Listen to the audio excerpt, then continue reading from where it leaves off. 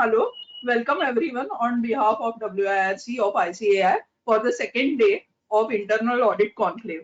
Today we have with us CA Rakesh Agarwal sir who will be speaking on information technology risk and control. Before that, we have Dushti Desai, Vice Chairman, yeah, Vice Chairperson of WIRC of ICAI. I request her to please give her opening remarks. Dushti, over to you. Thank you, Ruta, for this opportunity given to me. First of all, I must congratulate Internal Audit Chairman, Committee Chairman of WRC, Murtaza Tajwala, for this wonderfully structured program. This is the second year for this lovely conclave on internal audit that is put up. And it's a great benefit to all the members. So that's the first thing that I would like to acknowledge here. And I would like to say that internal audit is really now, it's taken a completely different form. So apart from the assessment of the controls, which is normally done by the internal auditor, what I understand from the other side of the table is that there's a lot of constructive role also given to internal auditors to indicate as to where can they plug in the the positive aspects so that there can be an addition to the top line, bottom line. So these are the additional areas which are also given to internal auditor because they know everything in and out of the system and where are the loopholes. So I think this program touches upon every aspect of internal audit, and it's a great going for the audience today. Apart from that, what I would like to update you is about, what initiatives, some of the initiatives we have taken at WRC. So one is that we have started this portal Khoj, where women chartered accountant members can register themselves. Those who are looking for jobs, they can register themselves and they can, fill in their specialization, geographical area preference, and whether they want full-time, part-time jobs, so various other things that they can fill in. And employers, who are looking to employing chartered accountants can also register here on this portal, and then they can find if they can shortlist somebody, then a mail will be sent to that a woman chartered accountant, and that can be taken forward by the candidate. So this will be a great bridge for women members to get employed, whether part-time, full-time, whatever they really want to do. So this is one initiative. The other initiative that we have taken here is charitable entities re-registration help desk. So this help desk actually is working round the clock. You can post whatever queries you have because of this new re-registration requirement, and there are certain requirements in the form. So people are a little puzzled whether they should write yes, no, irrevocable. Then people have this query whether they should write yes or no, because most of the trusts don't specify whether they are revocable or irrevocable, because charity trusts normally are, obviously it is understood that it is irrevocable, because revoked to whom? Because there is no, it's a public charity, so who is the beneficiary? So anyway, that's a bigger question. But so there are these questions like that, and people don't know the answer to it. So if you have any questions, any general queries, anything you have, please feel free to post all your queries on this help desk, and you'll get a reward from the experts in this area, and they'll solve your queries, and it will be great. You will be able to upload your form in time. So this is another thing that we are doing, and also based on the queries and the issues which are faced in this aspect, we have also sent across to the Central Council, Central Committee, our representation. And this is also going to make a big difference, hopefully, if these representation points are taken cognizance of, then a lot of difficulties will get solved. So this is what some of the things that we are working on. And that's it. And I wish everyone happy learning for this wonderful session that is going to be rolled out. Over to you, Ruta. Thank you, Drishti. I also recognize the presence of Chairman of WIRC of ICICI, CA Manish Jivaasha, for his support as always. Now I hand over to CA Kamlesh Sabu. So kindly introduce our today's speaker for first session. CA Rakesh Agarwal, sir. Yeah. Over to you. Thank you, Rutaji. And I'm really thankful to Sri Murtuja Kajwala, who is heading this committee of internal audit, and my co-colleague and chairman Manish Gadia, and vice chairperson Dushti Desai, and co-council member Vikas Zain, and other coordinators Rutaji and Sumit Doshi, and none other than Speaker Rakesh Agarwal for the today's session. He is a chartered accountant from the year 1996 and is alumni of the Harvard Business School, GMP 17 2014, and Massachusetts Institute of Technology, AMP 2018. Rakesh is heading risk and audit operations at Reliance Industries Limited. The company, along with its subsidiaries, is engaged in various businesses, including refining, petrochemicals, telecom, that is Reliance Jio, retail, and treasury. He ensures quality of corporate sustainability reporting and RIL's integrated annual reports. Rakesh previously worked for PwC, leading various engagements involving multi-GAAP reporting, Indian GAAP, IFRS, and US GAAP for clients such as Glaxo, HLL, VSNL, Vodafone, MRPL, JSW, SBI, Johnson & Johnson. He has delivered training as a lead instructor on behalf of PwC to companies in India, including Tata, Birlas, and Reliance. Rakesh has also been contributor to the IFRS Manual of Accounting and other publications. Rakesh has worked as co-opted board member for the Auditing and Assurance Standard Board of ICI and a special invitee to Accounting Standard Board, that is ASB, and a Sustainability Standard Board of ICI. Apart from this very healthy mental and very powerful, knowledgeable person, he is very much doing fitness activities also. Rakesh runs full marathon and has chosen to remain Indian. He believes when we are doing well, it is the best time to invest in self, relationship, health, and wealth. With these words, I do welcome Sri Rakesh Agarwal to enlighten us with his very vast knowledge to all the attendees who has presented here to listen him. Thank you so much. Thank you, Rakesh, Kamlesh sir. bhai.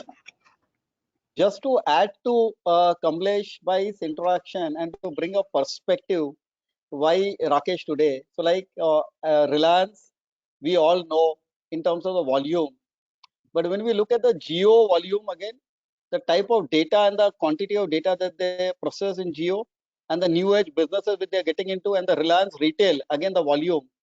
And I may be wrong, but if Rakesh can correct me while he speaks, I am given to understand there are like more than 1,000 IT professionals in Reliance compound.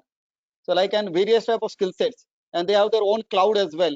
And I think like when you talk about GRC in Internoid, they have implemented. If you talk about a presentation tool like a Tableau or Power BI, they have it in Internoid. And if you talk about data analytics, they have already written queries. So friends, like again, from various platforms, what to audit in IT, none other than someone from Reliance. And we thought like that is the reason Rakesh can come and share and do a keynote today. So Rakesh, easily the next 20, 25, 30 minutes is yours, and over to you. First of all, a very warm good evening to all of you. Yes, I've looked at the program itinerary. First, at outset, I must compliment. As was done in last year, this is one of the best program itinerary that I have seen in the field of internal audit, including the galaxy of speakers, much whom better than me, whom I prefer to listen, and I'll continue. That is the first part. Hats off to WIRC for organizing such a program. I guess my job for today, for next 20 minutes, as mandated, is to give a high-level keynote address, and of course, I'll take your questions with respect to IT risk as we see in India and globally. So I'll cover that, and including a bit quick as to what are the operational matters that we generally see as an experience. And whatever I say it is on behalf of Rakesh Agarwal. It has nothing to do, nor it is binding, as if it's a comment from my company, my employer, my only source of earning, if I may say so, which is Reliance Industries. Okay, so I just share 3 or 4 slides which I brought from the perspective of sharing the risk and mitigation part of it, including the broader context that we see with respect to risk management of IT. I'm sharing my screen.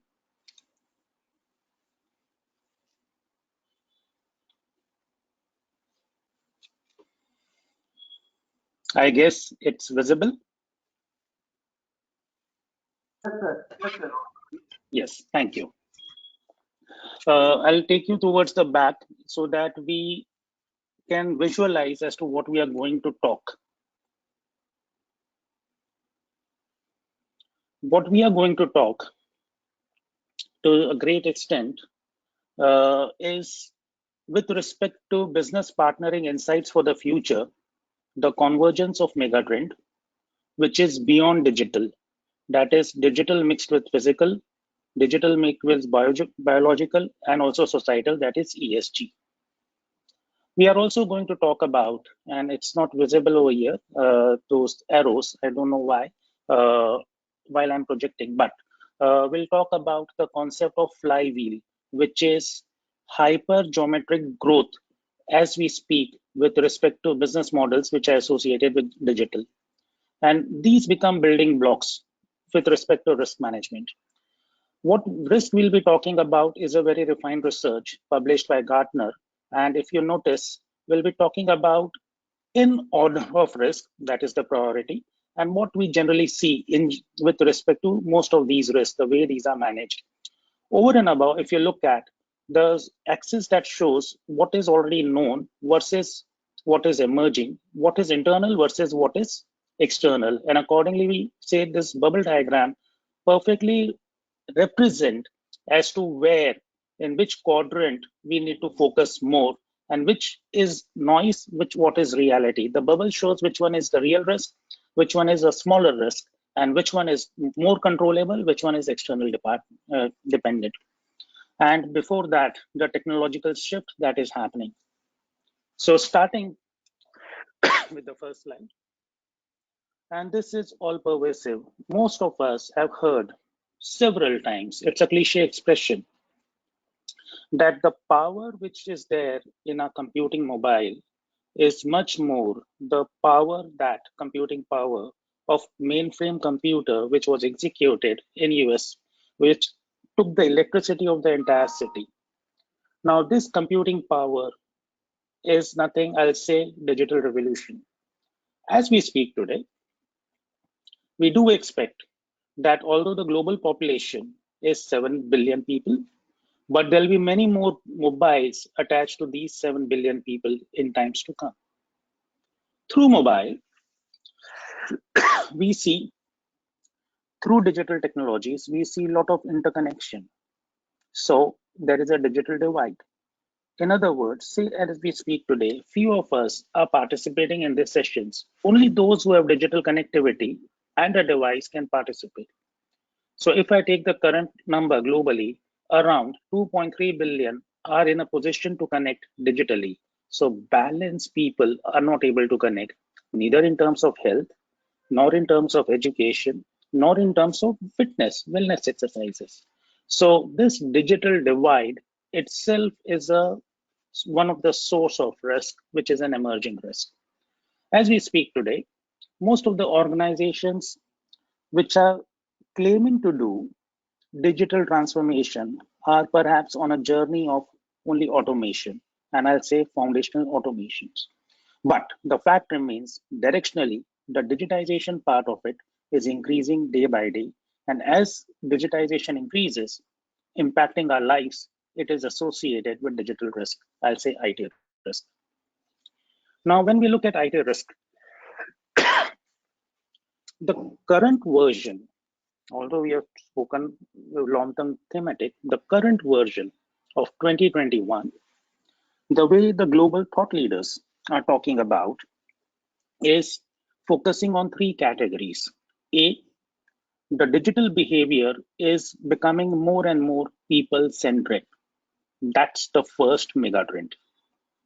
Second, the digital behavior is enabling more location independence. We all know, but it has larger implication compared to what we all in general. And third, and above all, the digital revolution is enabling, or it is only allowing those to succeed which are resilient in delivery. Let's take the last thing first to understand the context. When we talk about digital, and resilient delivery. Earlier, when people used to look at Microsoft Word file and there was a function called autocorrect, people thought that it has some intelligence around that. Yes, that's correct. Today, when you book something or depending upon what you search in Google, the corresponding ads are given to you.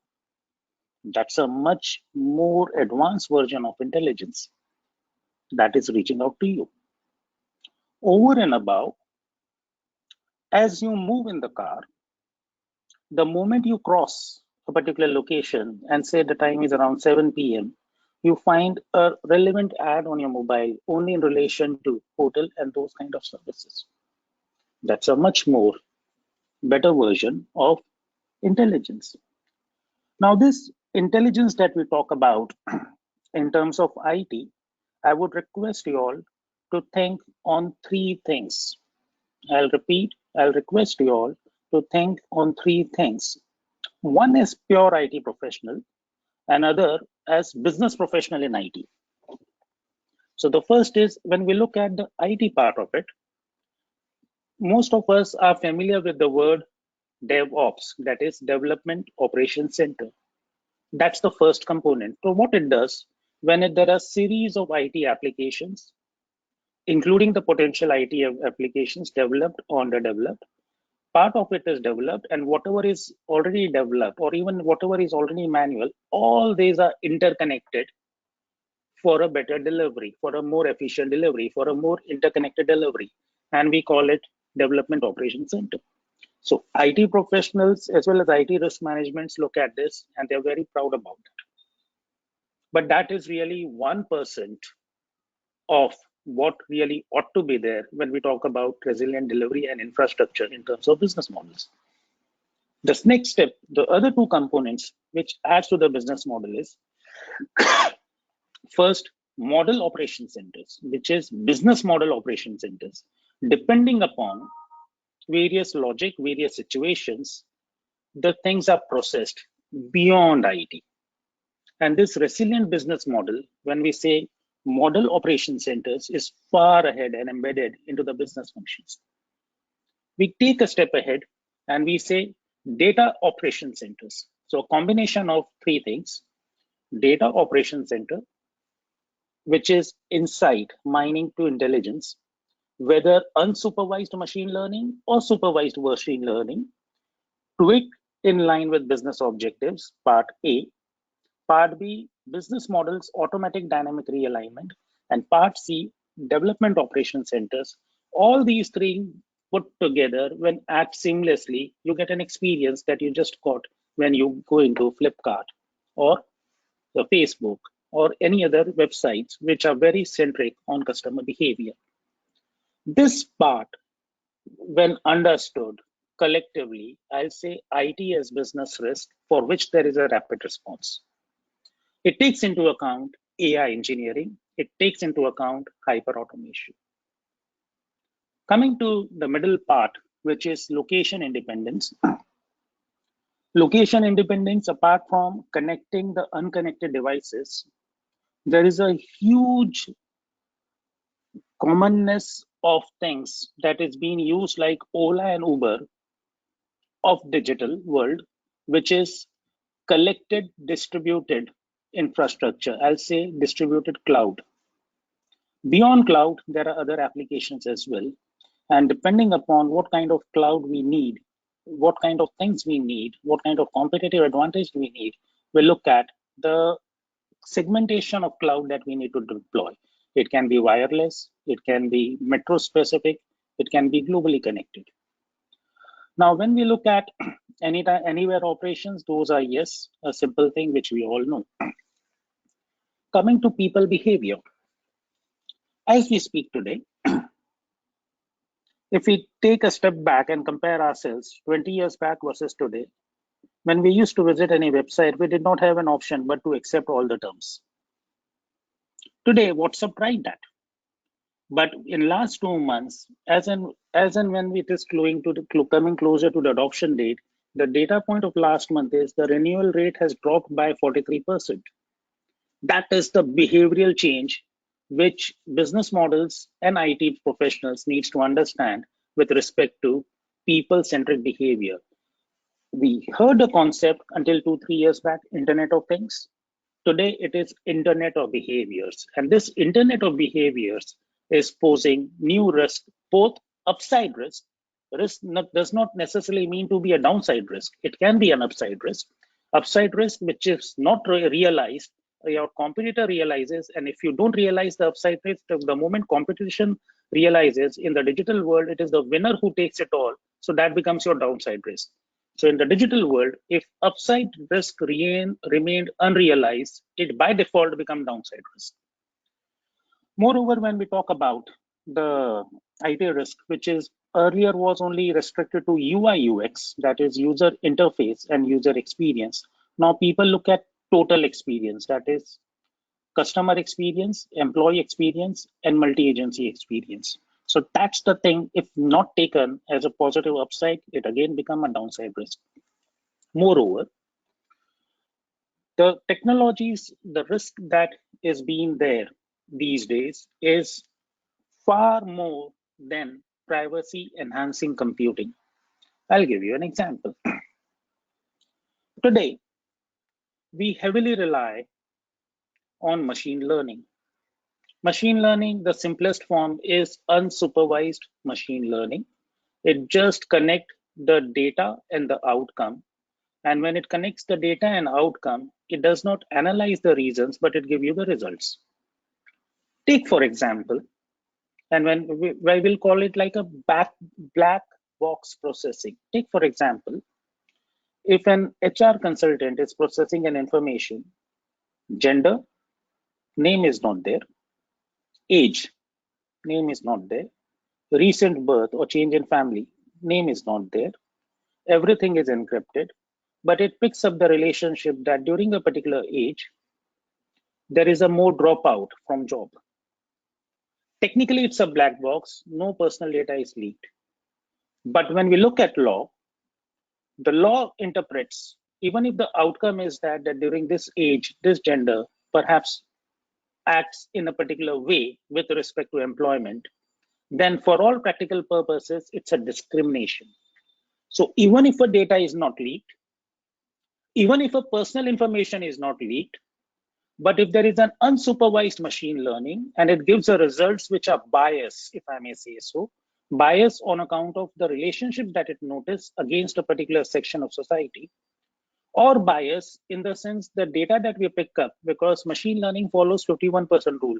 If more than 51% are bluffing, it picks up that bluffing as a result, and that privacy enhancing computing is becoming a big risk in times to come.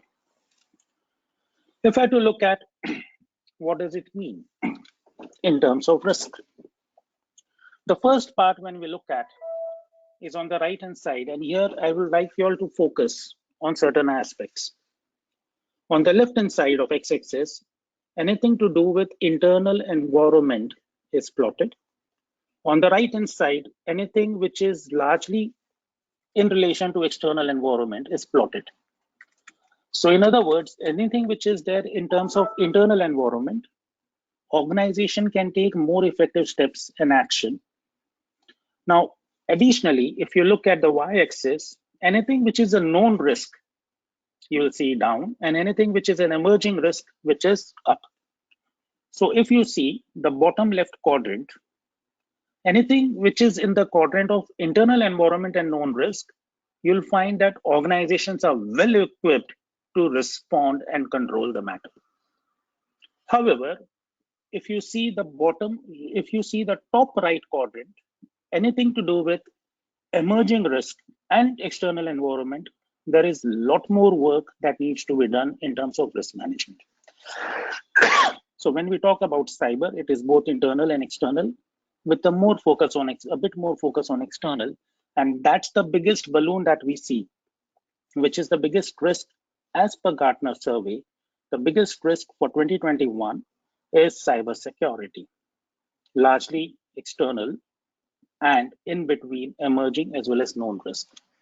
So if you look at today, yesterday there was a headline, Air India data leaked. Perhaps it has also leaked credit card information.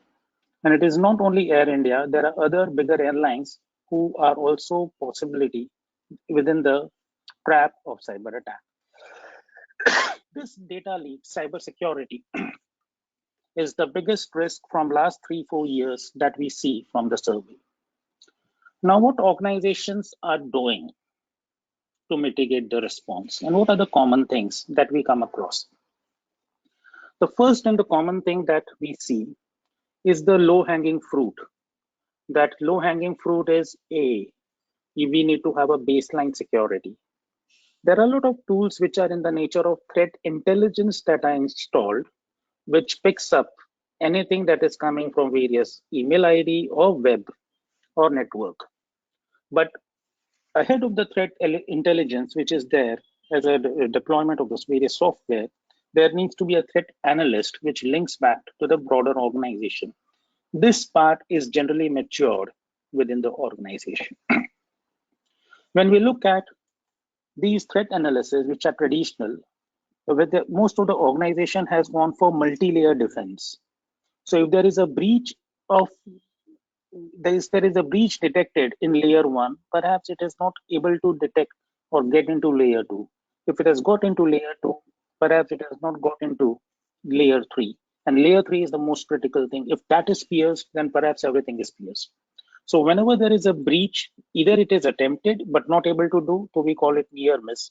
So an analytics around a near miss helps you out to stay away from cyber security threats. If something is there, we call it incident, and there is a lot of things, even if it is a level 1 that is breached, there are a lot of things that happens both with respect to the normal process of risk management, that is incident, investigation, root cause, preventive, detective, so on and so forth. Over and above, people often use firewall, including logical access control. These days, we see more focus on whomsoever is trying to interact with the organization with respect to endpoint detection. Say, for example, if I know that the chairman WIRC, Manish Karia, is from Mumbai, and he's trying to access something in his name with respect to some correspondence that he's having with me. However, if the same email comes from Russia, there will be a direct alert to me that, oh, there is a problem. So that is the endpoint detection and response that is being largely deployed by most organizations. What is additionally deployed in terms of cybersecurity threat that we see happening is people do have some element of vulnerability testing or penetration testing. But I believe that in general, there is a lot of scope to increase this layer right from hackers to professionals from across the world for having a secured infrastructure. Apart from it, there are always standard software which talks about security orchestration and response technology. At the grassroots level, the trainings are made mandatory with respect to cybersecurity across all employees in general by most organizations. And above all, anything which is a risk, although you have mitigated, you have also an option these days to transfer the risk. And the way to transfer the risk is to take cyber insurance. And one good thing I would like to talk about cyber insurance is when you go and take the policy of cyber insurance, they ask to what extent you have identified, mitigated, and what is the monitoring around the cyber security. The moment you say you have a formalized risk register, which is digitized, and these are the governance processes with respect to cyber security, then the insurance premium that you pay falls drastically. So that's the first value add that I've seen from a perspective of a risk manager in relation to directly reducing the expenditure with respect to cyber insurance that perhaps is a gift from a risk management department to the broader organization. The second thing that you'll see in the box, which is in the bottom left quartile, is the change management and transformation. I'll put it broadly into two categories. A, most of the IT professionals, they want to carry out IT work which they want to do. But the organizations, it is quite possible for organization, what is important is altogether something basic and quite repetitive and mundane, which many professionals may not even like to do. Let's take an example. Say you are a telecom service provider. We all know as part of business model, it is onboarding of customers that is making the biggest business impact. So onboarding of customer was earlier physical. Somebody came out with an idea of eKYC. The moment you shift to eKYC, you can onboard millions of customers per day. In other words, it's a competitive advantage. To upload that eKYC, the programs are quite simple, but there is a lot to do with bugs and other kind of thing, language support, so on and so forth. You see, give this kind of work to a high-level professional, nobody says no. However, if you ask what kind of work that they are projecting in general, is they'll say robust cyber security, robust telecom infrastructure, penetration testing, all this they want to do.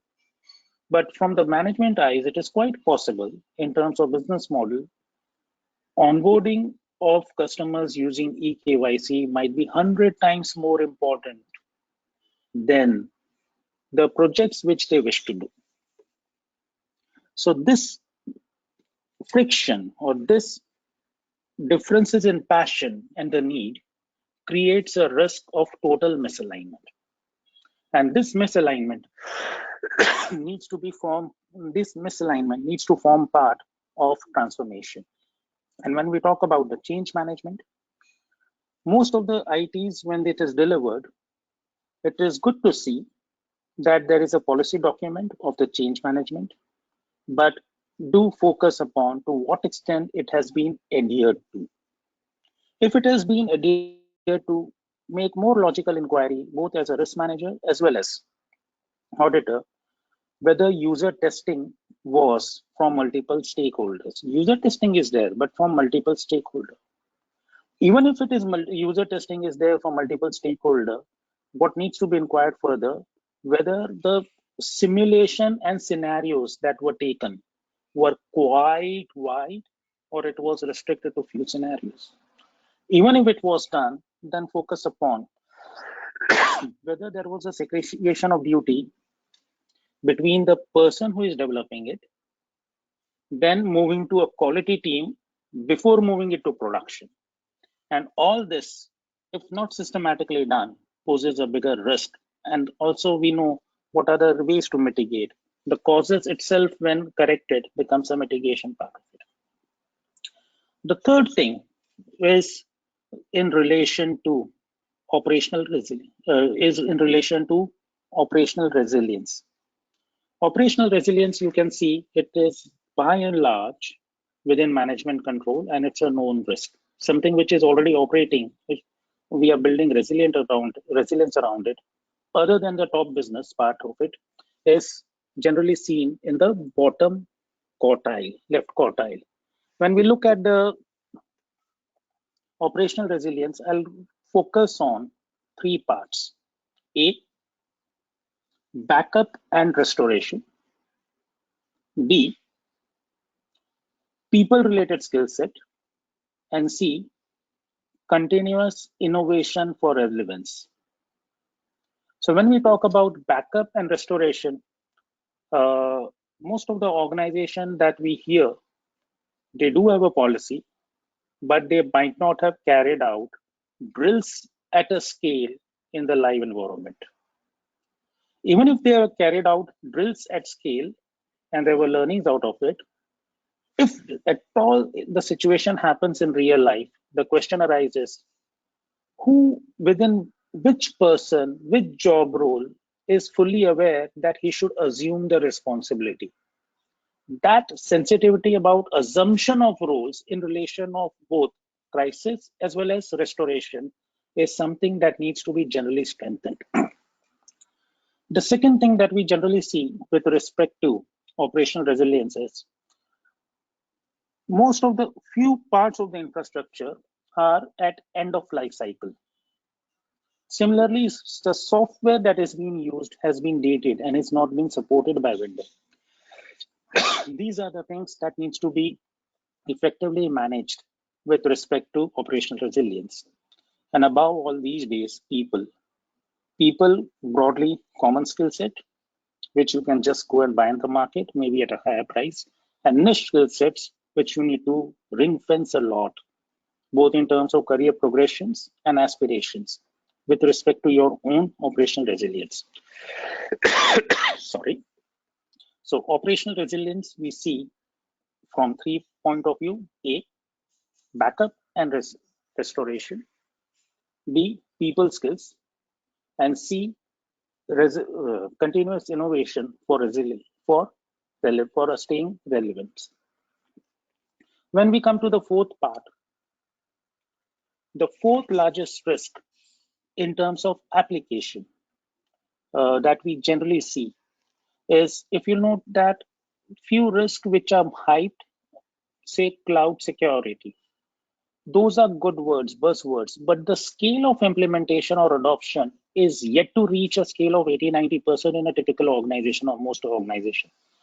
Technically, the risk may be more for cloud security, but because the scale is low as a proportion of overall IT, you'll see the ranking as on the lower side.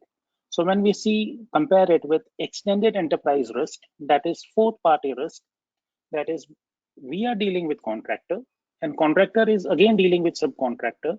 So in the process, when we do assessment of contractor's ability with respect to privacy, with respect to compliance, so on and so forth, it is quite possible at this interaction level, it is still made secured. But when contractor deals with subcontractor, that is some element, that is fourth party risk, is an emerging risk with world getting much more distributed in terms of business logistics and operations. That element of risk is gaining momentum and it is increased. The application of that is as if you are already evaluating third party. The fifth risk that is emerging, and this is gaining traction year after year to a much higher level, is digital technology and AI. This belongs to the theme of largely say emerging new digital technologies. And when we talk about digital technologies and AI, here the concepts of data operations, model operations, DevOps, and all these three things linked to the flywheel concept of management and the Michael Porter 5 forces, just as a stage of reference, put together is something AI, that is engineering part of it with using digital technologies, which we covered at the start of the session. Now coming to the sixth risk that we see is more in the nature of data privacy and integrity. This is the sixth largest list, even as per Gartner. When we look at data privacy, most of us generally focus upon GDPR rules, and those are more largely coming out in terms of harsh panel provisions.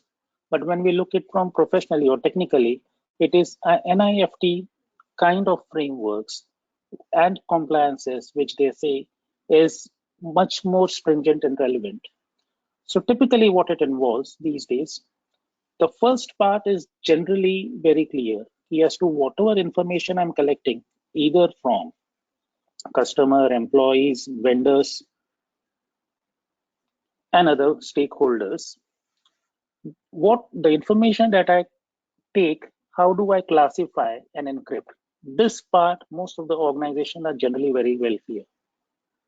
Also, organizations have taken huge steps with respect to monitoring email of all employees, including vendors. Huge steps with respect to disabling devices. Huge steps in terms of having security protocol with respect to internal steps. Even USB is not allowed in most of the devices. Organization do some kind of media monitoring, that if there is some leak, then of course it is in media. So let's use media monitoring. But I see a huge scope of improvement in terms of applying homomorphic technology, which typically means that as and when you receive data, the moment it is encrypted, the results which are given, those are also encrypted. And even if those are homomorphic technologies are deployed, the outcome does not give any kind of complication with respect to biased results. It is this level of data privacy, the extended meaning of data privacy, it should not be even biased, the conclusion. So that level of data privacy, I see it as an emerging risk in few of the business models. But simple data privacy with all of us. The seventh risk, which is emerging and often talked about, is cloud security. It is in the bottom, it is in the top right. When we talk about the cloud security, the main part that comes for discussion, when we enter into arrangement, we do not know in general, or we are not fully informed, self-informed in a manner that what should be the shared responsibility between the service provider and us. Similarly, when we take cloud, we may or may not be in a fully position to evaluate what are the things that are front loaded and back calculated. We may or may not be in a position to fully comprehend what kind of cloud we need. Of course, the service provider. And whatever services we avail, what is the operational risk? How do I monitor their KPI in relation to data privacy? How do I visualize the technological integration?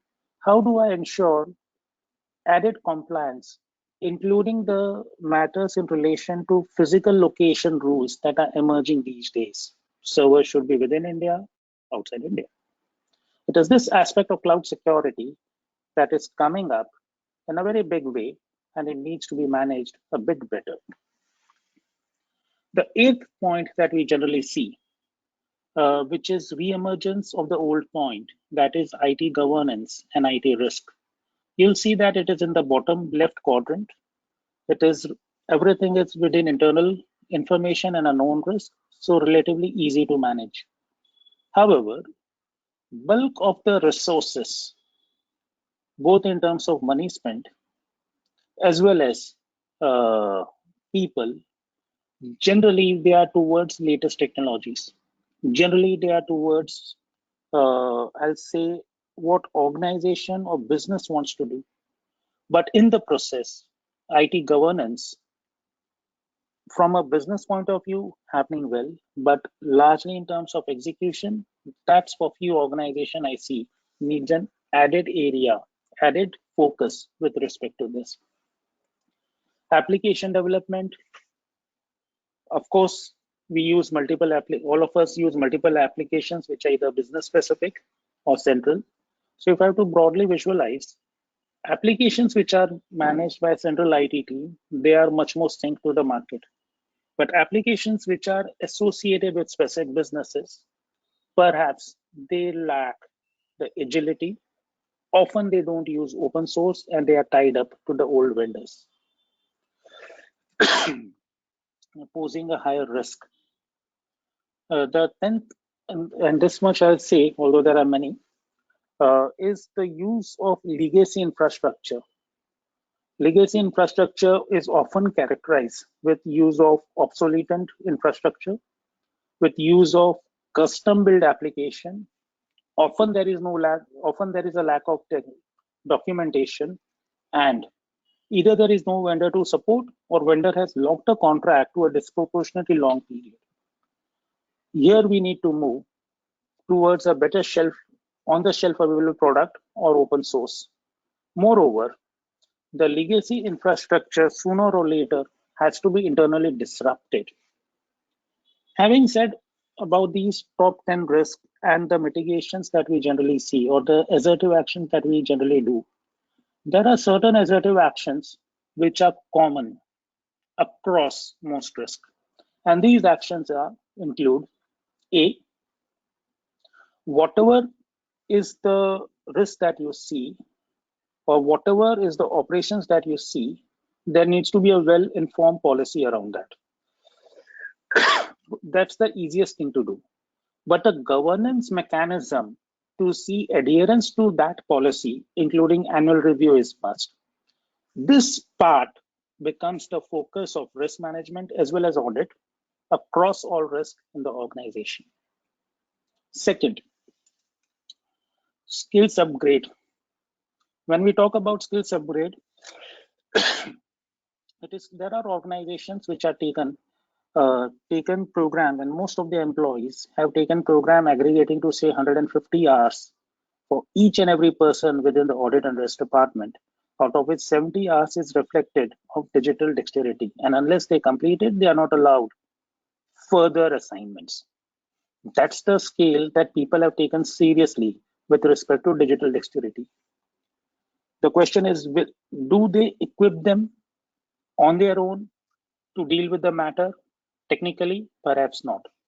But what it equips them is to come out with the problem definition which they can give to people from the IT team or the guest auditor or the hackathons of the world or the third party consultant, that this is the stage that I know. Hey, come here, solve my problem. It is this part of digital upskilling has helped both auditors as well as the risk managers. Additionally, we see a change in leadership style, including organization culture, which is more moving towards, a bit slow, but moving towards Industry 4.0, which includes agile, celebrating failure, innovation-based roles, as well as data-driven auditing. And if I have to see in terms of quantification, the trend that we see across corporates in general, earlier people were using foundational analytics like Tableau and SQL. Now we see that few aspects of robotic automations are in place, which mimic parts of the human behavior. People are also using advanced analytics, that is like visualization tools, which are not difficult to comprehend, hardly 8 to 10 hours of learning. Cognitive intelligence often talked about, but yet to see at scale in deployment. Cognitive intelligence relating to speech or natural language processing or visual identification or decision making. A lot we are hearing about, but yet to see at scale in terms of impact. Now, this is something which I would like you all to go look at. Presume that there are 3 circles, and I cannot see, although the circles I can see it in the slide, but when I'm broadcasting, I cannot see it on the screen. So perhaps you are also not seeing on the screen. This is the strategy of flywheel, which is associated with any digital disruption. What does it mean? I'll try to verbalize. Say you are floating a business model which involves 1 crore users or buyers and maybe 10 lakh sellers. And all this perhaps you can achieve it in a year or 2. How does it happen? Initially, people start with word of mouth. With word of mouth and personal relationships, somebody asked 10 suppliers to give his stock for virtual loading. It's loaded on a simple website. And there are 100 users, which again he goes and generate by word of mouth.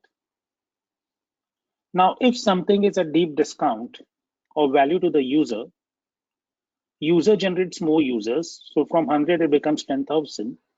And because there are 10,000 users, there are more suppliers to be seen. But here, 10,000 users and 1,000 suppliers needs to be matched. So there is a feedback loop, technology loop, experience loop, and the technology at the back end is groomed up. But when it goes to a scale that there are more than 1 million supplier and 1 crore users, then perhaps it is a combination of AI, on-plus onboarding systems, including UI and UX, including multi-experience. This scale of business model is disrupting, and the risk associated with that is understanding the risk associated with that is a real business partnering for the IT auditor or internal auditor. That's the first submission. The second submission that I would like to make with respect to risk as a career. or the audit as a career. Part is IT, but within IT, which was a digital, if you see box 2, box 1 was a physical disruption that is happening, example, autonomous car. But there is a huge element of digital inside. So we call it phygital, that is convergence of megatrend. So an understanding of convergence of megatrend, which is digital blend with physical things, digital blend with biological thing, and digital blend with societal thing is emerging as a risk associated with IT. Now, if I have to look at this societal part, that is ESG, with respect to digital, I would like to mention only one point. When we talk about environment, any digital computing, people are now focusing on clean energy for the computation. When we talk about S, that is social element, there is a divide between haves and haves not, and that poses a risk. In other words, there will be a pressure from government. And G stands for governance, that if we do not self-govern ourselves, for a few years we can make profit, but the laws are passed against a bigger organization in a manner which are much more stringent than what ought to be. So that's the ESG part with respect to digital risk. But this background, I would like to say the emerging risk and mitigations associated with IT, with a huge possibility of business partnering, that is as well as ESG. Hello? This was Thank all you, from sir. my side.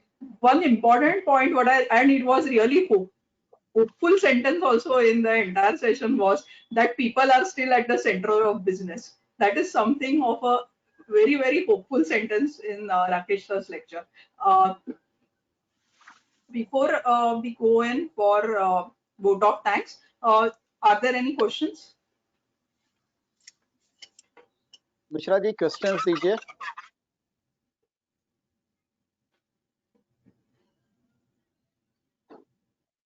Rakesh, I'll read the question for you. Sure, sir. Yeah. So the first one says, even under supervised machine learning, large corporates are deliberately taking customers for granted, and they fight any attempt from world against this. How to remedy this? Yeah, I'll answer this. One of the things I'll say that there are, in the journey of startup to scale, the person who has got into it at a stage A funding, his goal is stage A, series B funding, I'll encash and move out. I made money, which is say $100 million. Somebody wants to go to IPO and somebody wants to go as global scale. And this startup world, apart from good ethics in most of the guys that we see, because they generally drive bigger purpose, few get daunted or few get slipped with respect to quarter tak kind of performance. And in that process, there are shortcuts applied ahead of the event. And this shortcuts applied, including somebody which has grown up to scale, and there are a lot of bigger houses which we see these days. Most of the things, even your opinion is rigged, depending upon which political party has funded, and accordingly things are shown to you. Your behaviors are rigged. So ethical issues, if it is not corrected on its own, the government passes law over a period of time, which is much more detrimental than what it ought to be. So this becomes a societal check. If the people do not govern themselves, somebody else will collectively stand up and govern you. So there is a natural societal check, because in the world of information, the decision making is faster. So bigger corporates, many in the world these days, are part of that controversy and have chosen not to self-correct. And one of the biggest case that you would have seen is the WhatsApp privacy case. And the response from the customer from last month itself was 43% lesser. And of course, governments across the world are thinking what to do about that. So if we do not self-correct, world will stand up against us to correct us. Good. Rakesh, the second one is, corporates are resorting to a flat denial on paper about the fourth party use by the third party, but in reality they permit. How to ensure that they permit fourth party use in the agreement? So I think it is built on onto the first one only. See, there are two parts to the conversation. What is directly written as a clause versus overriding clauses. So whenever you look at any agreement, you will find that these days agreements with the stakeholder are more than 1,000 pages rather than 2-page simple agreement. So when you look at the direct clauses, it looks that way. But there are a lot of clauses which allows you to come out of the engagement itself. Example, anything the fourth party or the third party does knowingly along with the fourth party, or fourth party is doing and the third party is knowledgeable about it, and it is not in compliance with the set expectation or law, you have a right to come out of it. So that is from the other part. Coming to the state of denial, it is corporate to corporate, and the governance standards of corporates are getting much more formalized and professionalized. That in the due course, along with 3 lines of defense that we generally practice in risk management or across the governance structure, will set the tone right in times to come. Wherever it is happening, it will still set the tone right. Great. So, Rakesh, really thank you for the very enlightening session, and thank you for taking the questions as well. Now, I request my regional council colleague, CA Vikas Jain, to carry out a formal vote of thanks for the session. Vikas bhai, over to you. Thank you, Murtuza bhai. Indeed, it has been a wonderful session, and whenever we have an opportunity to hear Rakesh ji, it's always great. I am from Ahmedabad, and we have at many occasions heard Rakesh ji in Ahmedabad on various subjects. Ahmedabad is missing Rakesh ji. Otherwise, before lockdown, at least once in a year, we used to have the opportunity to hearing him in Ahmedabad, at least in the biggest of the programs, or the mega programs, I would say. Today, on the technology front, he has added a different perspective, but that is very relevant and futuristic as well. And though the presentation was very small because lesser time was allotted, bigger is always better when it is Rakesh ji. But yes, it was crisp and to the point. He has beautifully divided all the risk, emerging risk in 2021, and divided into the 4 quadrants and different categories. Unfortunately, we could hear only those 10 top categories. Rest of the 5 are yet to be covered, and hope that sometime in the near future we will hear from Rakesh ji, because of his vast experience. It is always great. He also talked about the future mega trends. So overall, in the time slot that was allotted to him, sir, as usual, you have done wonders. Thank you very much, and it's a great pleasure of all the participants to hear you. Thank you very much, sir. Thank you, and Jai Hind. Thank you. Thank you, Vikas bhai, and thank you, Rakesh, for joining us today. And friends, with Rakesh covering all the IT risk in such a great detail, let us move on now to the next session where we have Vijay. Vijay, if you can switch on your camera also and join on the screen. So Vijay is going to talk us through about the whole IT audit universe. So like what is auditable, what is not auditable these days, and like that tells us like in any industry in internal universe how much is IT, and like what type of skill sets we'll have to, or how we'll have to update ourselves or upskill ourselves. So Vijay, I think we are running a little late, but you can still take 10 minutes extra, no worries at all. And I again request Vikas bhai to introduce Vijay formally. Vikas, over to you. Thank you, Murtuza bhai. Yes, it's again, after hearing one of the stalwart from the profession, now we are having a term and fortune to hear another stalwart from the profession, Vijay ji. And Vijay ji is a managing director with Protiviti India, and Protiviti itself is a big name in the profession. And he heads the South India practice with a dedicated focus on the IT consulting services. He has more than 15 years of experience, where he led and assisted clients across domestic as well as international markets, that too on IT controls, review, SOC systems, cyber security, data security, privacy, ERP services, and whatnot. The list goes on and on. and he has been having an international experience of that includes working for the clients across US, Singapore, Australia, UK, Middle East regions, and so many other countries. With this brief introduction, I present before you our today's learned faculty, Vijay ji. Vijay ji, over to you. Thank you. Thank you, Vikas and Murtaza.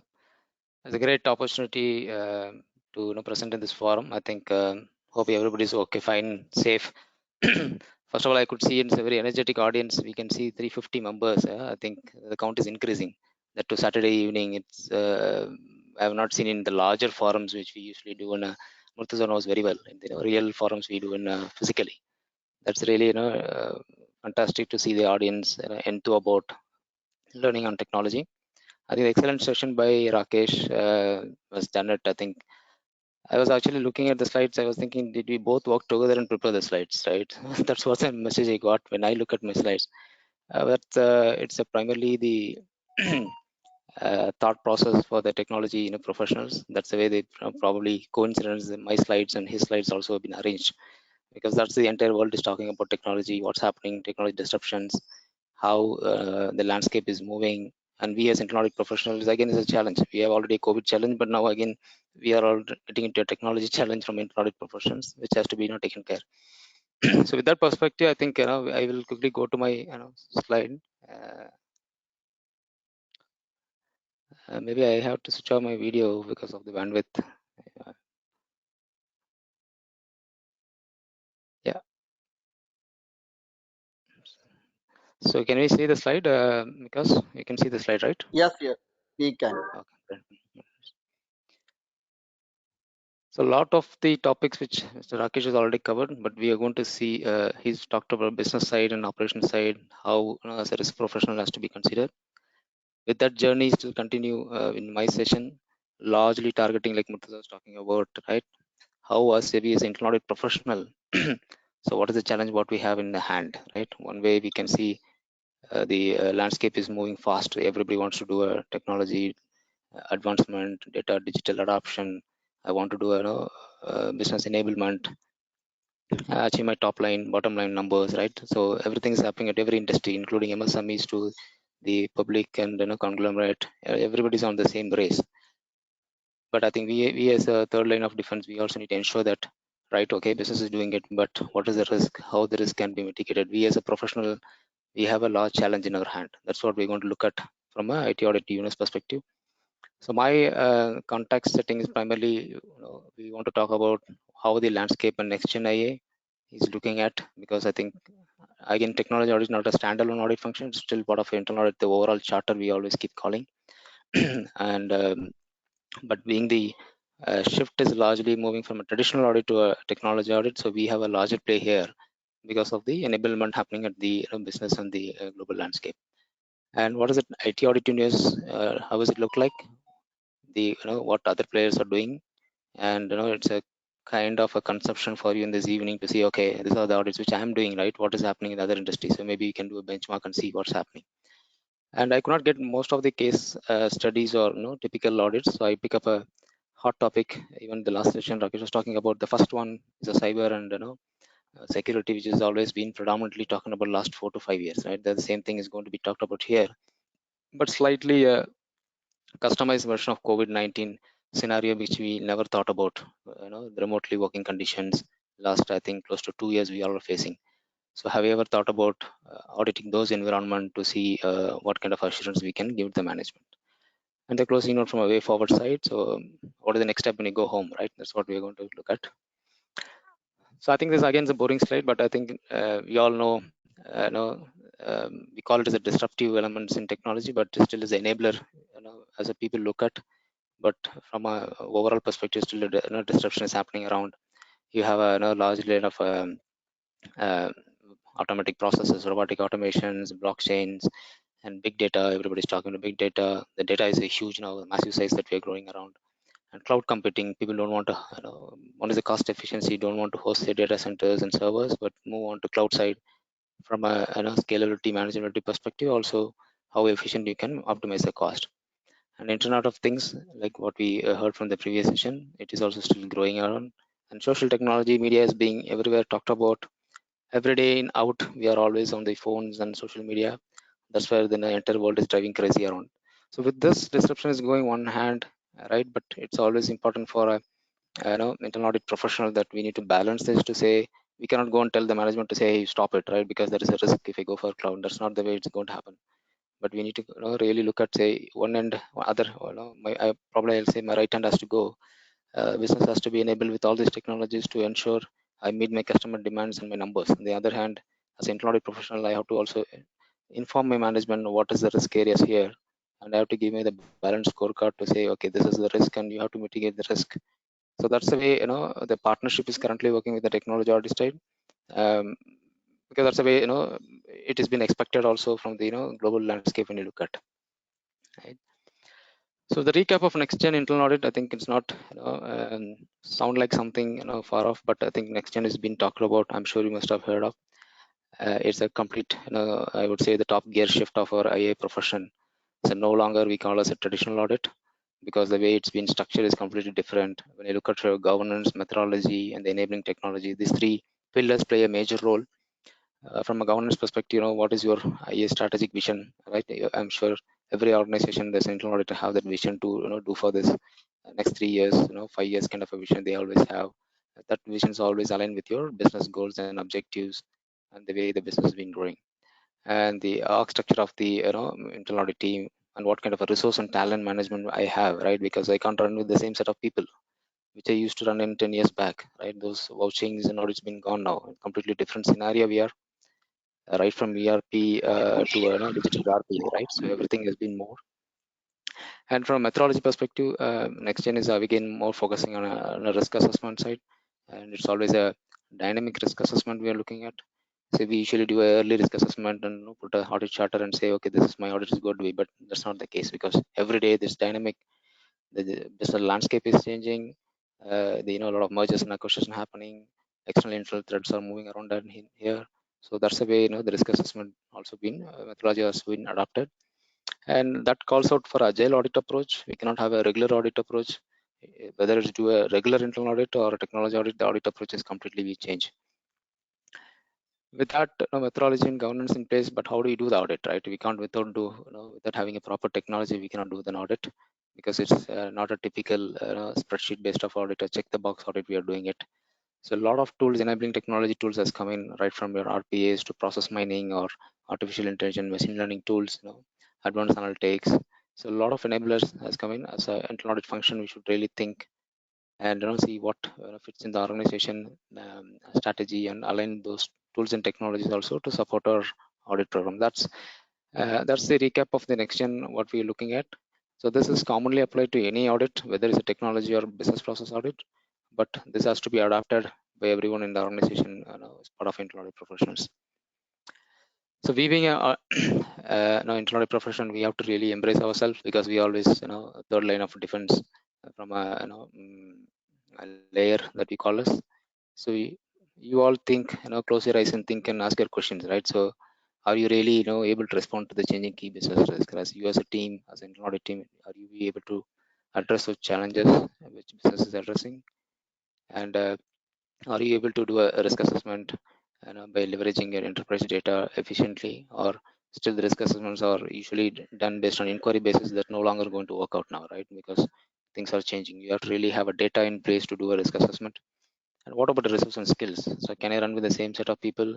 It's not a traditional folks what we have in our team. It's really important how the knowledge and capability has been currently we have, because the generation that we have in the kind of organization. So my personal experience, we have seen like e-commerce kind of industry is really people that we interact with coming from IIM and IIT kind of a people who's a real hardcore developer. Unless you are extremely competent enough to talk to them, and definitely not able to do an audit. So that's the way we have to assess ourselves and see what is the skill set that you have to do such an audit, and what methodology that you use. Are you still relying on the point in time risk assessment, or are you do for a there are organizations we hearing that they do a monthly risk assessment. That seems to be very dynamic organization we have seen, and there are still organizations go for a half-yearly and a quarterly risk assessment mode based on the risk landscape of the organization.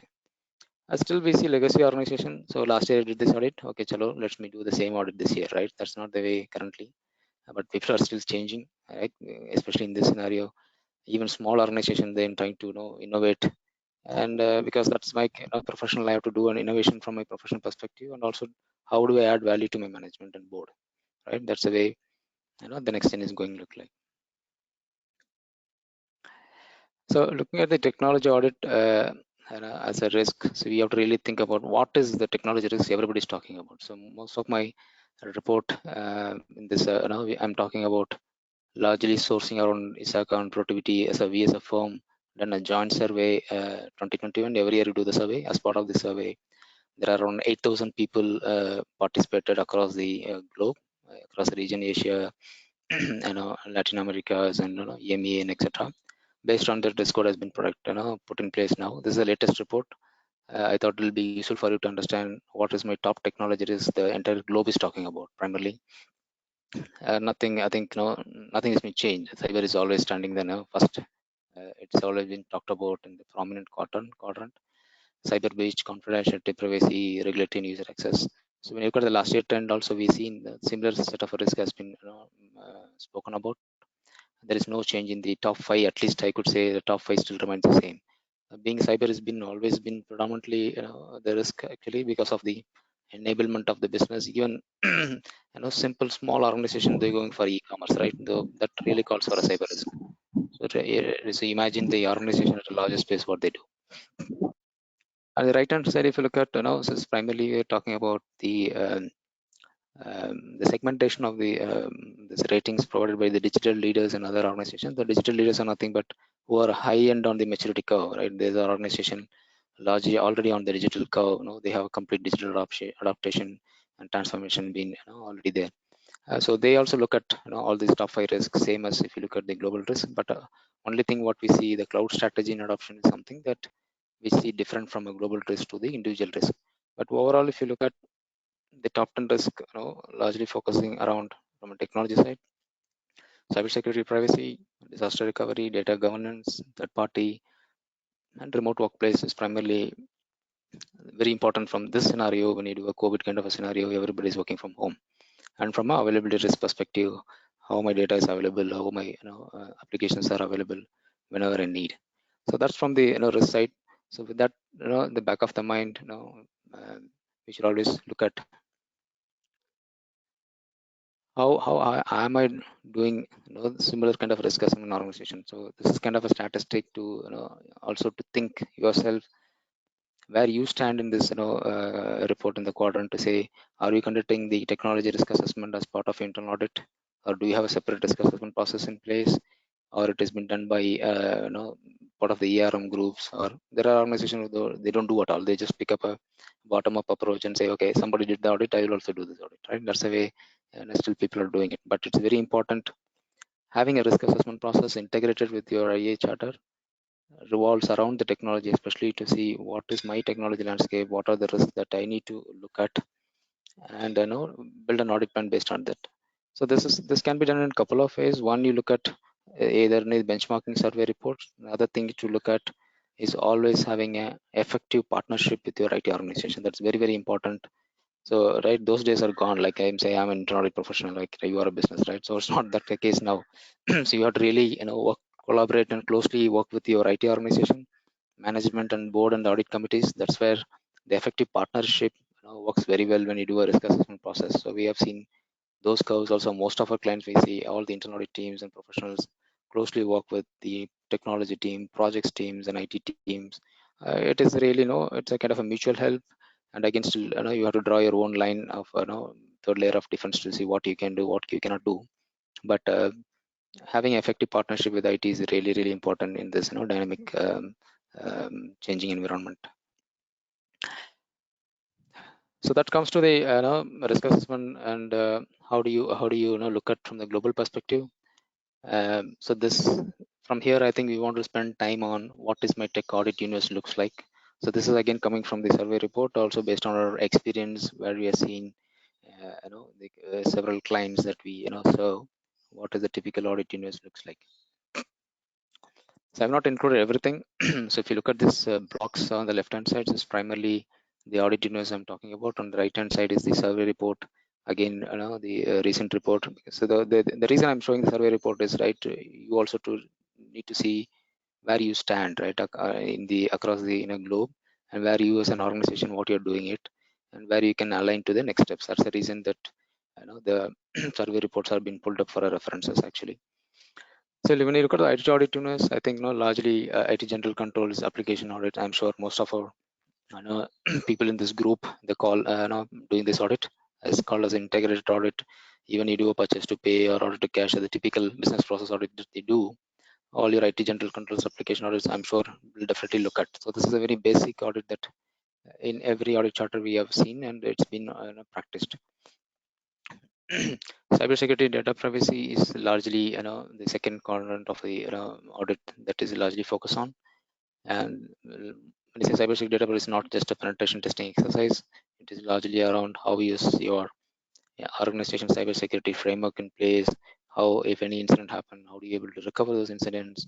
That kind of an exercise we are talking about. Again, from a data privacy, so already we are organization serving the European customers. Now the California law, CCPA law is in place. Again, the PDP, the India law, we are still waiting for, is supposed to be released before COVID. Unfortunately, everything is put on hold. Looking at data privacy is going to be really, really tough for us. So we have to be really ready on the side. And we as an auditor also to be really see from a readiness side, where are we on that from organization standpoint. IT regulatory audits, which is typically we see most of the banking and financial institutions, where they have to comply with RBA and IRDA regulations, where it's the insurance industry or NBFCs, right? They have to comply with the local laws and regulations. So that's where largely the work around the RBA regulations happen. This is kind of a special audit. We have seen some places where the internal audit profession helps, and largely they work with a partner to do this. The last one on the right hand side is the pre and post implementation audits, largely around ERP and projects. It is largely around if you have an SAP moving to if you have a tally to SAP, you're moving to a different animal, or you're an SAP ECC version to SAP HANA version you're moving. So it depends on the migration that your organization adopting. It's very, very important that as an IA professional has to involved in the pre and post implementation audits. So especially to give assurance on everything is going well in the project migration activity, because this plan stands for the large value when we give us a profession. And we have seen many of our clients, right, they have seen such kind of an engagement where IA has been engaged to give their valuable feedback, and from a compliance and controls perspective when you're looking at, because we can't do a postmortem when everything goes live and scratch our head. That's not the way. So this is what I'm saying, effective partnership works, because most of the organization, they always try to hide IT projects under them to say, okay, I don't want being audited, right? That's what people do, but that's not the way currently. It has to be a partnership between both the professions and the IT team, IT organization to do this activity. That's going to give a large value from a compliance perspective when you do a go live point of view. BCPDR, which is always, we have seen several audits, teamwork, but looking at the current scenario, a lot of work happening on this side, because nobody thought about this COVID and see how we are able to continue with the resilience and the business operations. So this is largely picked up in the last couple of years, I would say. But otherwise, the traditional audits happen on how is my DR is being placed.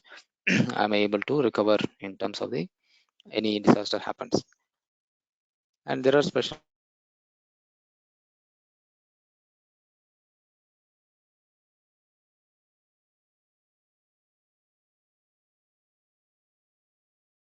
been implemented with the standards and they're doing well, but they want the IA function to say, can I go a review and say how am I standing in the market, right? And the probably in the quadrant to say have I implemented, am I really doing good or not? That's where the framework audits happen. But again, it's a maturity if organization highly dependent on that. You can't do a framework audit if something's not, nothing is there in the organization. That's not going to work out. So some of the emerging audits, RBA governance, I would say, which is largely happening because of the digitization and the transformation happening, and which is really a lot of activities which Rakesh was telling about, even the DevOps side of it. That's where the RBA and governance also comes around, because the automation comes in. All your automated calculation and the process supporting a business process is going to be really completely driven by the machines and the programs, right? So there is a real need from external auditor perspective, also from internal auditor perspective, to see assurance that all my implementation is going right and my data integrity is complete and accurate to get my financial reporting, the numbers are right. So look at RPA. Take even RPA is really a challenging subject. So it's definitely as a normal audit profession, we're not able to do this audit. It's really required the skills, capability, and complementing our skills with the latest technology of RPA. We look at the last slide. So what we need to do from RPA perspective, what are the things to be learned about? SOX, Sarbanes-Oxley, SOC or IFC from a local India compliance. So these are the places which we see a lot of supports happening from our audit side. Third-party vendor audits is being a supplier audit is very important to see the risk of having a supplier relationship. What kind of a risk we have and what kind of controls they are adapting, so that we are free from those risk landscape. And most of the organizations cloud security audits is happening. Cloud is mostly adopted everywhere. So looking at how do your cloud contracts, the controls that you put in place. Again, if the service provider has a SOC 1, SOC 2 report, you can rely on the report, or you have your own user control consideration at your organization. So what are the controls you have? It's not that I got a cloud and I close my eyes and say, okay, I don't have any issues, right? That's not the way. Still you have the risk. Those risks has to be addressed and mitigated when you do a cloud adoption and cloud transformation. And there are special cases where the profession gets involved in terms of IT assurance when you do a mergers and acquisition, as part of the journey, where you want to give a assurance on the IT landscape, to see what is their current maturity when they before the M&A happens, right? So to really take a call, what would go wrong when I integrate their IT to my network, right? So that really calls for a specialized audit skill set, which we largely call as a IT assurance part of a mergers and acquisition. So having said that, if you look at the right hand side, the percentage I have carved out the Asia alone. If you look at the chart, you really wonder, right? First top 5 is what largely the numbers are scoring around 40 plus in terms of the percentage, right? So largely everybody's focusing ITGC application process, but we really look at audits like cyber, IT assurance, RPAs, or business continuity, disaster recovery, pre and post. The scores very low, at least from Asia standpoint. There is a real need for such audits to happen, and maybe it all depends on again the skill set what you have and the maturity of the organization. But again, if you look at the shift your eyes to the North America and US side of it, the percentages are slightly better. So there is a real need for the profession to focus on this. So again, these are not exhaustive list. Is again typical technology audits that usually where the professions the skills has to be complement. And again, there are very special audits which every organization has. Like take of a e-commerce industry, we have seen the NLPs of learning algorithms and machine learning. That's a very specific audit which is difficult to the industry. Again, in your industry, will be have differently special processes will be there.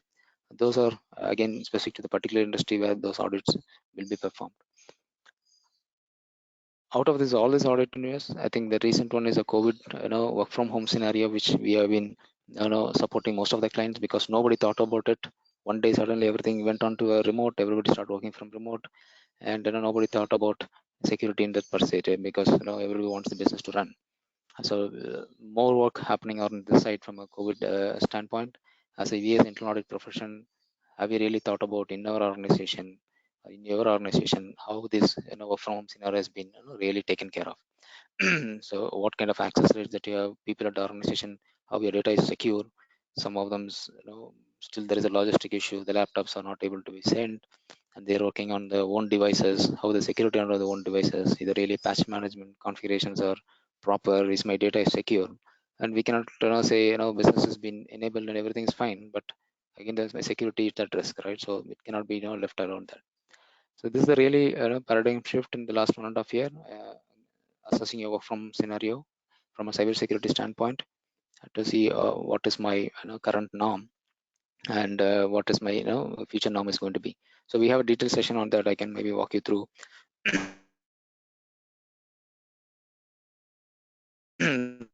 Scenario standpoint. So this is from a cyber perspective. I've become for 2 case cyber and because that's been largely spoke about in the COVID thing. If you really look at, because cyber has been one of the top risk in both the top technology risk in perspective and also from a emerging risk perspective, still it is standing out in the top quadrant from the last 4 to 5 years, I would say.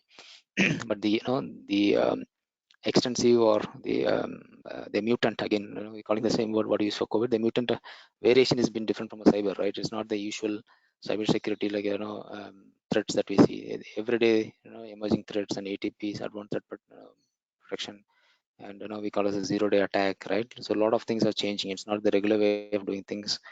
Kind of a signature-based attacks are currently we are seeing it out, both from external and internal perspective.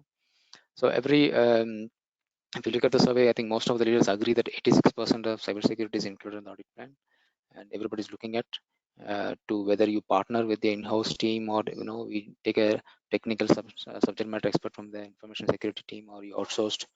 The typically how the resource of the cybersecurity is being addressed, and also what kind of a cyber-related audits so far been performed, largely around security program assessment, gap analysis, and privilege access management, right? Mostly from access management side. And there is technical assessment like vulnerability assessment and penetration testing and the red teaming activity, right? So VANPT is not the actual cybersecurity assessment as such. It's largely moving around red team kind of an assessment. Advanced assessment is currently happening out. And again, from a data loss prevention perspective, DLPs, what is my crown jewels in organization? What is my key data that I need to protect? I cannot afford to lose those data, right? So my impact of the branding and reputation is completely going wrong.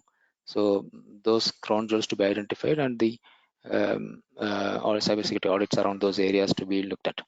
Social engineering is one area, I think, typically. So again, these are the list, but it all depends on the maturity curve of the organization and what kind of technology controls or programs, security governance program that you have in place based on these audits to be built. And you can't just do a cyber breach kill chain for a 2-member, 3-member IT team and give a report. That's not going to add value to the organization. It has to be a really step-by-step approach and give a path to the right path to the management team. And just a quick snapshot on the framework. Typical frameworks is primarily for a reference perspective.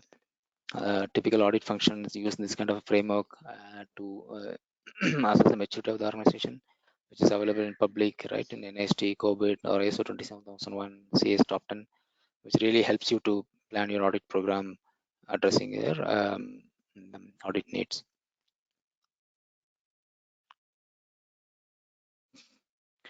So I think the previous session also, Rakesh was, I guess he was talking about the same thing. Penetration testing. And I say I have done a cybersecurity audit, so I put a tick mark in my audit charter. No, that's not going to work out. Just doing a penetration test will not provide you a comprehensive assessment of cyber risk, because the penetration testing activity is always a point in time that you might engage a consulting firm or anybody, or you do it based on your own resources. Largely, time, it depends on the time that you spent on this activity, right? But an actual attacker, he will not spend 1 or 2 weeks, do the attack. It is going to take a longer time for him to, get compromised stress system.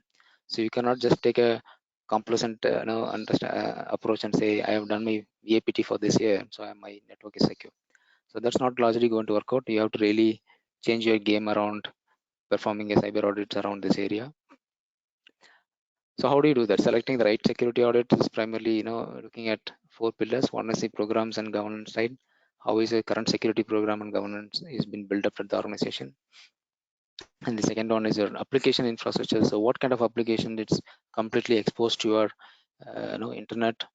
It's a e-commerce applications or anything around your payroll, customer data. You have to really look at the risk again, and the supporting infrastructure, which is hosting these applications, right? So those are the things has to be really taken care. And the technical attack assessment, which is largely more than the VAPT we call as, it has to be, really to see what kind of a attack vector that your organization is able to detect. And breach detection and responses is primarily okay. So I think we keep asking this question to most of the stakeholders, CISOs, and say, do you really know that you have been hacked, right? That's always the question we ask them. So nobody can say yes or no here, right? Because there is no such kind of assurance is already in place. We never know we already been attacked. We are still living in the that kind of scenario. So all this breach detection response is what the advanced attack techniques are the assessment techniques which largely from a audit profession is currently going on. This is really to uncover the attacks that already happened in the organization, which is called indicator of compromise or indicator of attacks, we call us. So is there something happened already, right? So that is what going behind those kind of assessment. So the right security audit again has to be looked at, depends on the organization maturity curve and also the implementation technology you have, and you can take a step-by-step approach to cover those entire risk landscape rather than going for a full-blown approach and finding out a complete large gap in the organization infrastructure side. So coming back to COVID-19 impacting business point of view, I think this is where, because of the key topic that I want to call it out, a couple of slides here to say what is happening from a COVID-19 standpoint. Have we really thought about performing assessment from a technology audit standpoint? Is your risk assessment and audit program has anything such kind of a audit program has been built in, right? So considering there are a lot of work from home scenarios and remote access and operations, so we have opened our network to the employees, partners, suppliers, right? Everybody, because that's the way currently the organization is going on. And a lot of online transactions is happening around, right from individual perspective to organization perspective. There's no longer we are looking at a physical signature of a check signature or any document signing, and everything is going on digital side and virtualized meeting and online collaboration. The ecosystem is completely changed, so it's very important for the technology audit professional to look at this and build an audit program around it to see, is my network is secure, am I able to protect my customer data or internal data, the employee personal data, everything is been protected. So that's very important from a work from home security. So when looking at future way, what is my organization looking at, what is my new normal, because they're largely around, okay, so what is my current state of cyber defense, which is the during the COVID scenario, okay, I'm doing work from home. What is going to happen if I go back to office? So can I still open my remote access and work from office? That's not going to work out. You have to really think about how do I look at my defense posture upon resumption to the office when it becomes a normal scenario. And there is another scenario everybody is thinking about, the new normal, right? So since last 2 years people are able to work from home, do we really need a physical office to do it? Considering the facility and expenses, can we still do a same model can be continued? That's going to optimize my cost, data center hosting, can I move to cloud? So that's going to be a completely new normal. So when you look at the ways to be delivered, right? So are putting up an RPA to do it without a minimal human intervention. So your cybersecurity strategy, audit strategy around this has to be really look at where are we currently in terms of the norms, and based on that, the audit strategy we to be really look at. So what should I take care of now? And when I move to the office, then my audit programs and risk is completely to be changed. I have to look on these aspects. Or when I go moving to the cloud or the complete automation, my complete audit theme is going to be changed. So this is a three-phased approach we are looking at from a COVID standpoint, from a from scenario. I think a lot of customers we are helping around. So I thought, this could be a really an icebreaker for you also to think. Are you in the quadrant 1, 2, or 3? Which quadrant you have to really think about and perform your assessment or build your audit plan around it. So that's from the cyber, some of the quick case study around the cyber and COVID side. But so having said that, we have looked at, I've been fast, but we looked at the how the technology risk has been changed and what the audit universe looks like, and what kind of audit that we need to look upon. But is everything is fine? Do we really have a skills to do? How am I going to do it? That's very important from the next step point of view. So largely, I think most of the organization adapt to either insourcing model, which is a very standard one we see. They have the traditional audits, insourcing always traditional audits and business focused audits, typically UDO, PTP, O2C, or processes, or any mandated audit program that you keep doing every year. It could be IFC or thing. And again, the insourcing, it's all depends on the learning and maturity of the IA functions, right? So we have seen even specialized audits has been done by insourcing team. They say, I don't want any partner firms to come and do it, right? So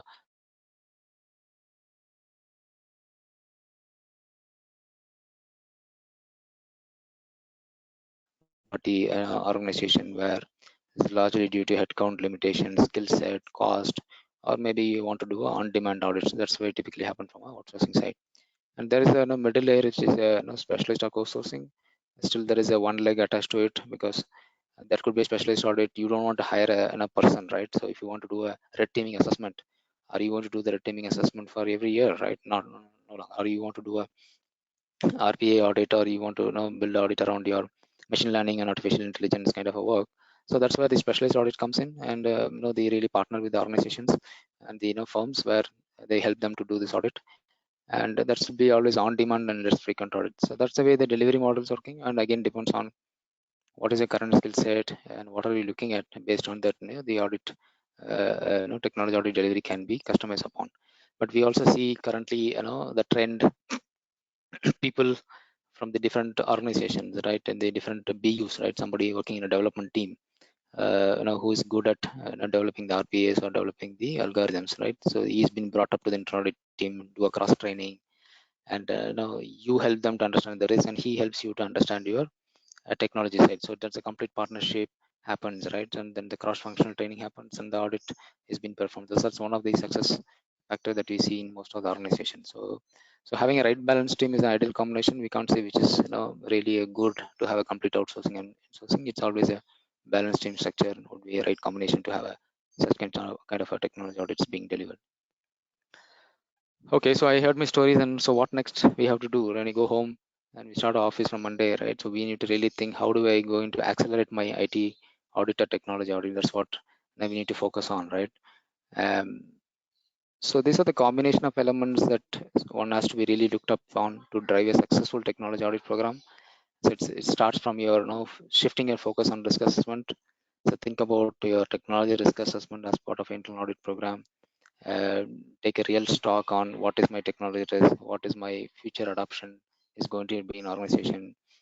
Work closely with your management, partnership with IT organization and management teams, and build those, relook on your, risk assessment again.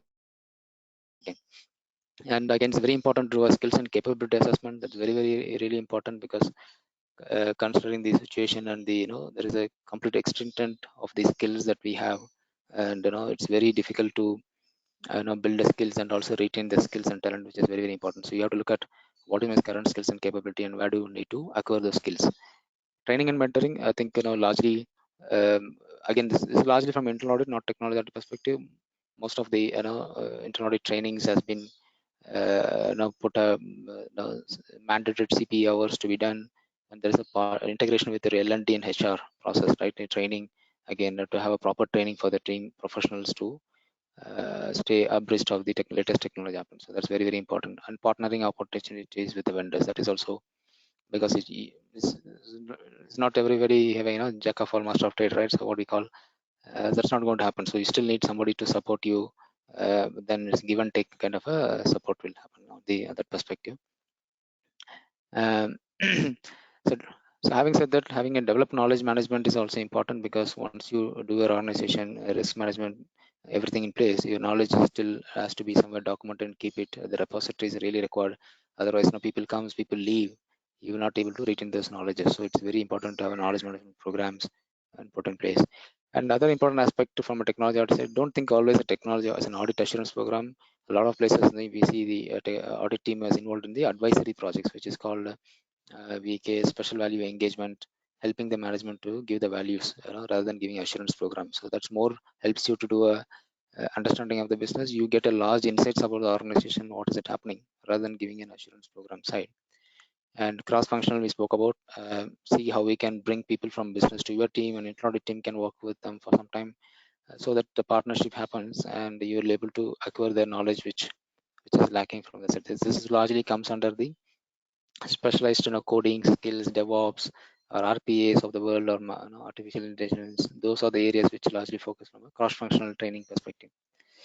Again, adapting tools and technology enablers is nevertheless to say that is going to be a really, really important aspect, because there is nothing to going Excel based audit or a paper based audit.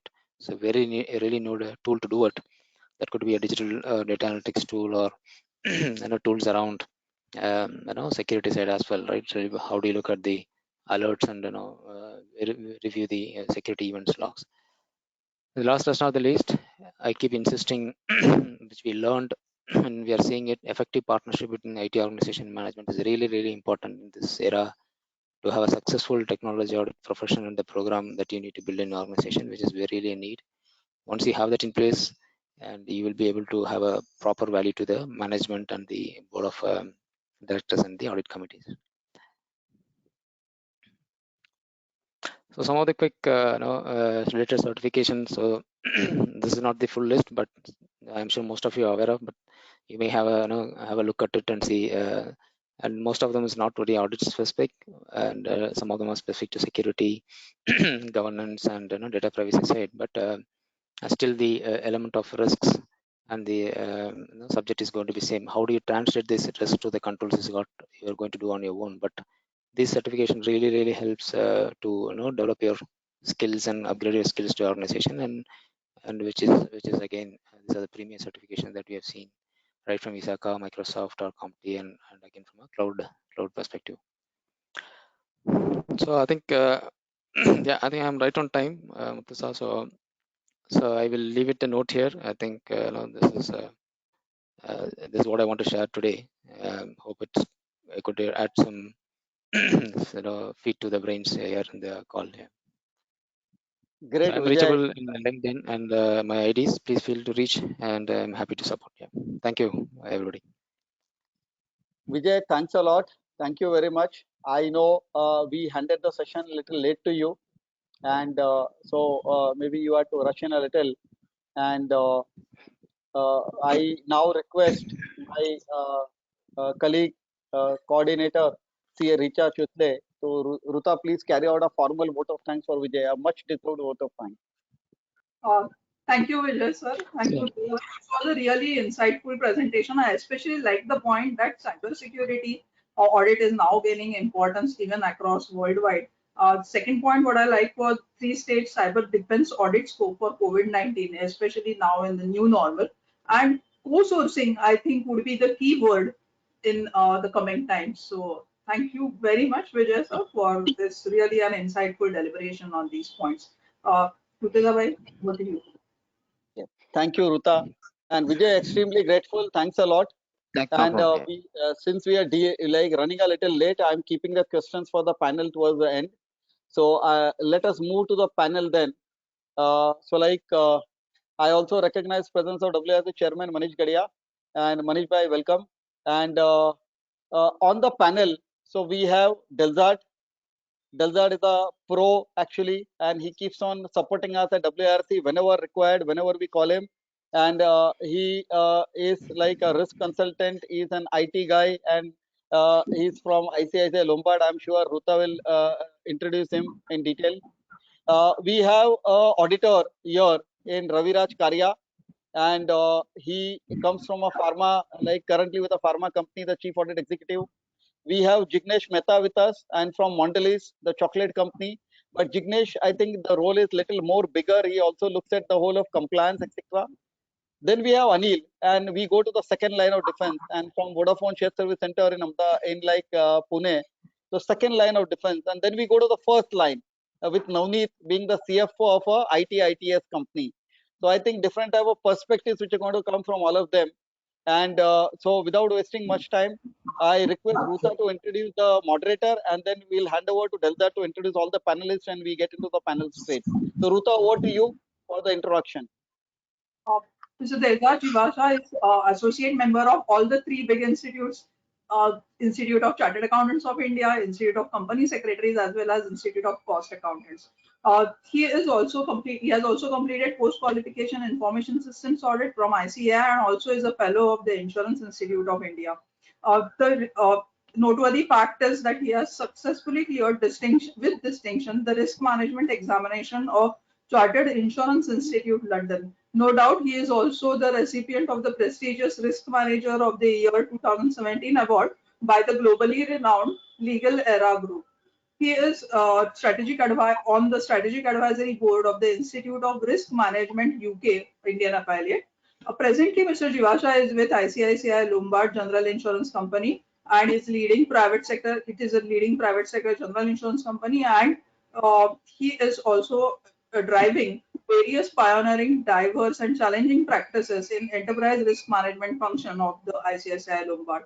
He is also a subject matter expert for various premier forums and institutes such as ICAI, Confederation of Indian Industry, of the CSCA institutes, and the noteworthy institutes which are really found interesting were Insurance Institute of India, Institute of Actuaries of India, the Legal Era Group, the Banking and Finance Post, etc. He has also done a lot of presentations and has submitted white papers on diverse key topics in the space of enterprise risk management, corporate governance, internal audit, and lot many more. It's really superb to have Mr. Jivaasha with us here today.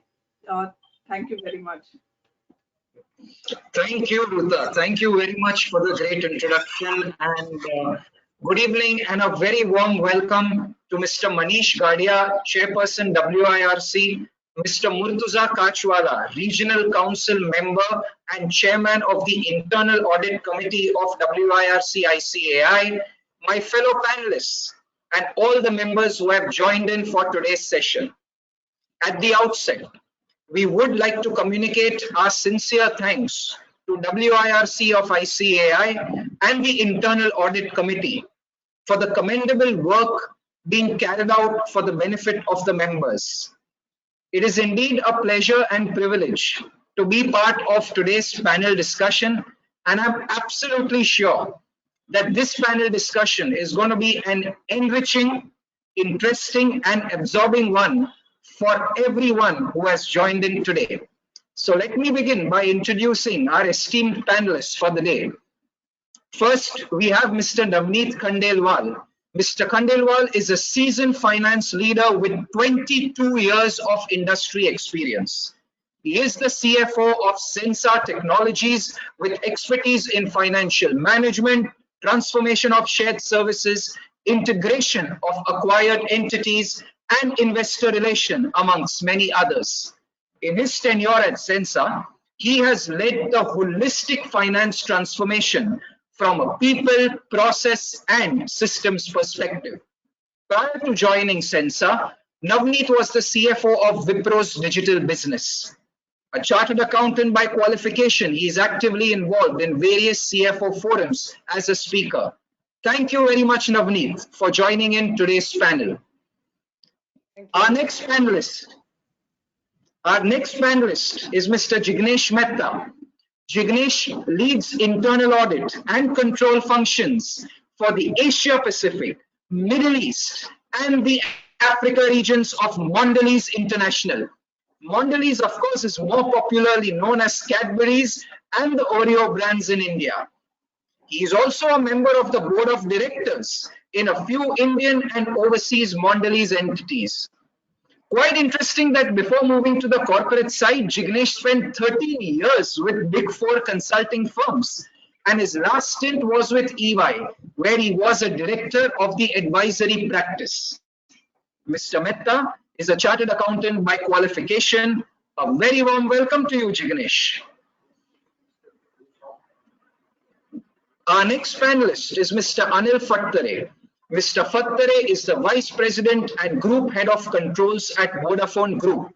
He is a versatile chartered accountant with a very strong leadership experience and 16 years of domestic and international experience, primarily in the consulting and MNC environment. His key expertise is in the area of finance operations, designing internal financial controls, rolling out management policies, and data analytics, amongst many other areas. Anil has a very wide-ranging, diverse industry experience, which includes telecom, engineering, real estate, infrastructure, media and entertainment, and many others. Thank you for being part of the panel, Anil. Welcome. And last, but by no dint of imagination, the least, the last panelist for the day, Mr. Raviraj Karia. Mr. Karia is the internal audit lead for Intas Pharma and has an experience spanning over 2 decades. He is a finance professional having the skills of applying contemporary and professional practices in the field of borrowings, risk management, internal audit, and compliance to various laws. His specialities include mergers and acquisitions, treasury management, banking, management information systems, and of course, internal audit. He is a qualified chartered accountant and has completed his MBA in finance. Welcome to the panel, Raviraj. So, before we begin, let me set the context for the panel discussion. The COVID-19 pandemic has impacted the world economy and its citizens in unprecedented ways. It is highly unlikely that in 2019, anybody would have ever predicted how 2020 and 2021 would pan out. It only reinforces what has always been said. We truly live in a VUCA world, a world full of volatility, uncertainty, complexity, and ambiguity. Indeed, they have now become the four pillars on which the world operates. The pandemic has virtually changed everything. Business plans conceptualized have been revisited. Economies have suffered, some more than the others. Trade and commerce activities have been impacted in a big way, with certain industries facing the threat of unsustainable losses. People's perception about risk management and future planning has undergone a paradigm shift. Not to forget, the perception about life itself has undergone a change. It is common to believe that in a few decades from now, the letters BC could very well be regarded to interpret and could very well be interpreted as before Corona. Yes, BC, before Corona. But the moot question is why? Why this new notation? The answer to that again is very simple. The pandemic has again changed everything from the way business is done to the complete methodology of conducting operations. Not to forget, a reinforcement of the known fact in all business circles. Technology will rule the world. With technology prowess having the potential of being a complete game changer. Ladies and gentlemen, it is quite interesting to note that what was normal before the pandemic could end up becoming extinct after the pandemic. And the world is certain to see a new normal, particularly in the professional workspace. A new normal not many of us would have envisaged. A normal we have to accept. And if we were to think positively, a normal which would indeed have a lot of advantages on the professional work front.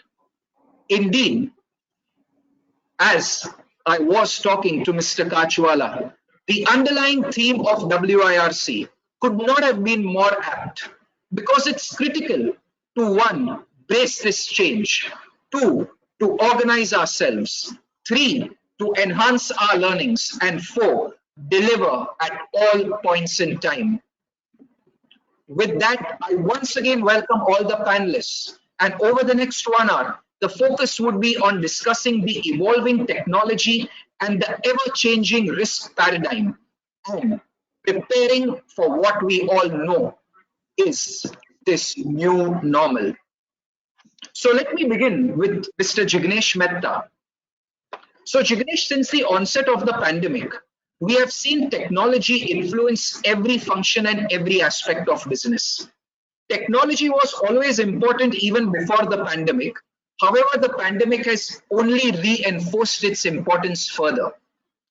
So can you share the core aspects of your business where you have seen automation play a decisive role in managing the challenges emanating out of the pandemic outbreak? Over to you, Jignesh. Thanks, Delzad. And I think that was quite a powerful context setting. So thanks for that as well. And hello, everyone. It's quite encouraging to see so many people turn up on a Saturday evening. I hope this panel discussion does justice to your time, and you will, take back some enriching, stuff. So to your specific question, right, Delzad, so technology was always important. I think what the COVID scenario has done, it has just expedited certain initiatives that were, that business were thinking. So maybe I'll just, give few examples which are relevant from an FMCG perspective, right? I think it's important to share the sector perspective here. So maybe, in terms of the first one is around the order replenishment system. So typically, if you look at, the way the business gets done in developing markets and emerging markets, the salesperson would go to the stores and collect orders. I think what has happened because of COVID, there have been a lot of travel restrictions, and also, taking into consideration the safety aspects of our salespeople. What we've done is we've made heavy investments into technology, wherein, in terms of the need for salespeople to go out to the stores and physically collect orders has reduced significantly. So what we've done is, in terms of we've invested in order replenishment system, wherein depending on the orders that you've, or the reorder level or the min-max quantity that you've set for different SKUs, by default, as and when, the inventory reaches the reorder level, there is an auto order that gets generated, and accordingly the shipment gets delivered. So this is, again, if you look at it from an FMCG perspective, this is an extremely important and a core area, because sales and distribution is the backbone of a company that operates in an FMCG sector. So that's one. Second, and I'm sure this would have impacted a lot of people who are on this call, is our e-commerce business across the globe has grown significantly. And when I say significantly, it's grown exponentially, right? We've seen markets wherein the business is growing at least 300 to 400%, because increasingly more and more people are sitting at home and ordering stuff, not only in terms of your groceries, but even even products like chocolates and snacks, right? So with that, there was a need for us to invest heavily in the e-commerce platform, and that's where in terms of we've advanced a lot of technologies. We've made our e-commerce user friendly, and again, the whole idea is for the consumers to feel very comfortable when they get onto the platform, the different e-commerce platform. They are able to see all the products on the shelf, on the e-commerce shelf, and are able to order it very conveniently. So that's the second aspect. The third aspect is around direct to consumers. So what we've also done is we've done a lot of personalization as far as consumer gifting is concerned. Again, in terms of, if you look at the Indian scenario, we've got a lot of festivals, and typically, gifting is part of our customs, is part of our tradition. So obviously, realizing that people will not be able to venture out of their house, go to the stores and buy stuff, we've, in terms of put in a lot of efforts. And again, all of this is supported by technology, wherein you can personalize, or you can, customize the gift packs that you want to send out to your friends and relatives. So these are, in terms of some of the initiatives. Again, in terms of, there are quite a few things that the organization, has implemented. I'm just focusing on the core, and maybe just one last aspect that I would want to cover here is around, in terms of developing bots for executing a lot of our routine processes. So again, if you look at the size of our company, the global company, we've outsourced a lot of our processes, in terms of in different areas. And then what we've done is developing bots was always, in terms of part of the digitalized or digital roadmap. But considering the COVID scenario, the fact that, in terms of the people may not be able to come to office, and obviously there is a lot of sickness, we have expedited the agenda, developing more and more bots. So again, this is the other initiative that we are working very heavily on. And the idea is to automate as much as possible, in terms of anything which is routine and transactional in nature. I think the thought process is for us to see if there is a scope for us to automate, leveraging technology wherever possible. Thank you, Jignesh. Indeed, very interesting insights. All the 4 areas of tremendous relevance, and I think the brilliant conclusion that every area where routine work is involved, to endeavor to try and automate the same. Let me move to Mr. Anil Phadtare. So Anil, challenges have always been present in all aspects of business, and technology would be no different in terms of having its own set of concerns to address and manage. So in your opinion, what would be the key challenges posed with respect to technology-driven processes and controls particularly in the context of the COVID-19 pandemic outbreak? Over to you, Anil. Thanks. Good evening, everyone. Hope you all are safe and fine. So basically, I'll just extend the conversation with Jignesh started more from a FMCG industry perspective. So of course, we operate in telecom space. Being a global giant in telecom, we spread across 3 continents, more than 25 countries where we operate. So, and then more than, I would say, 1 lakh users and the workforce what we have globally.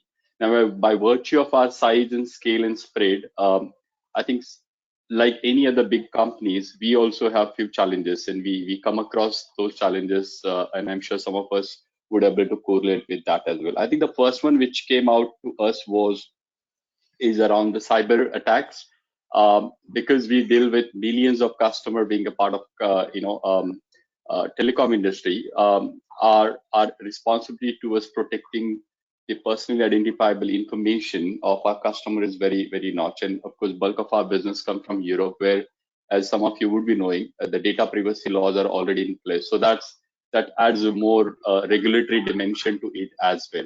So cyber attack is definitely the one area which is, we are more prone to. And in fact, I can tell you in the board, in the audit committee conversation, this has been always a one standard agenda item since last 12 to 15 months.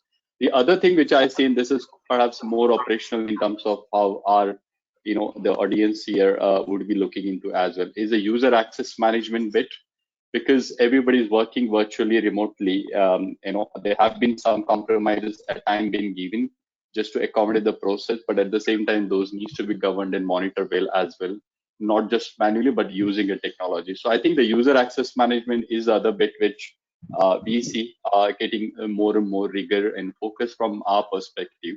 And the lastly is around the data privacy altogether, because everybody is working remotely, and we have a responsibility, as I said earlier, towards protecting the information of our customer, vendors, and employees. How do we make sure that we deliver the compliance around that as well? I think these are the 3 things, key challenges which we see we've been kind of trying to grapple with, and also try to come up with a systemic solution there. I can just end up saying, in our world, when we look at Vodafone Group's top 10 global risks, and the technology pre-pandemic, it was around in the list of top 10, but right now it's in the top 3 risks. So I think that's the level of rigor and focus we see in the post-COVID scenario here. Delzad? Thank you, Anil. Thank you very much for your valuable thoughts. Indeed, you have laid focus on 3 very critical areas, including cybersecurity, data privacy, which we all know is extremely important in today's era. Let me move to Mr. Raviraj Karia. Raviraj, your thoughts on the same question. What do you believe are the key challenges with respect to technology-driven processes and controls in the COVID-19 context? Over to you, Raviraj. Thanks, Delzad, and thanks, Murtuza, for giving me the opportunity here. So, just to add to what Anil stated, so there are certain customer-centric challenges that people have faced, but I would talk about the internal challenges that the organization would have faced while going to settle themselves during the COVID scenario and current intermittent lockdown scenarios. So the major challenges that we faced about the infrastructure. So starting from arranging logistics to the arrangement of the desktops and the laptops and the digital devices, and procuring that to internet services, to network and printers and the scanners that is being used to process the transactions, and to build control around it, because earlier we used to have everything on our own networks and servers. Now the things have moved to the work from home scenario, where we have to decentralize the things, and the controls related to that actually emerges, like what Anil mentioned about the cybersecurity and the loose control on the data processing. The second major concern is around the firewalls and the VPN. How do you give access to the people to the systems that they are working on. Like Jignesh mentioned, we are also into essential services where pharma is utmost, given the red carpet during the pandemic to serve to the patients and the medical fraternity. What we actually initially did, we already had invested into technology where we have given the smart devices to our marketing representatives who actually take the orders from the stockists, where we have given them the iPads and the applications from which, auto ordering population can happen.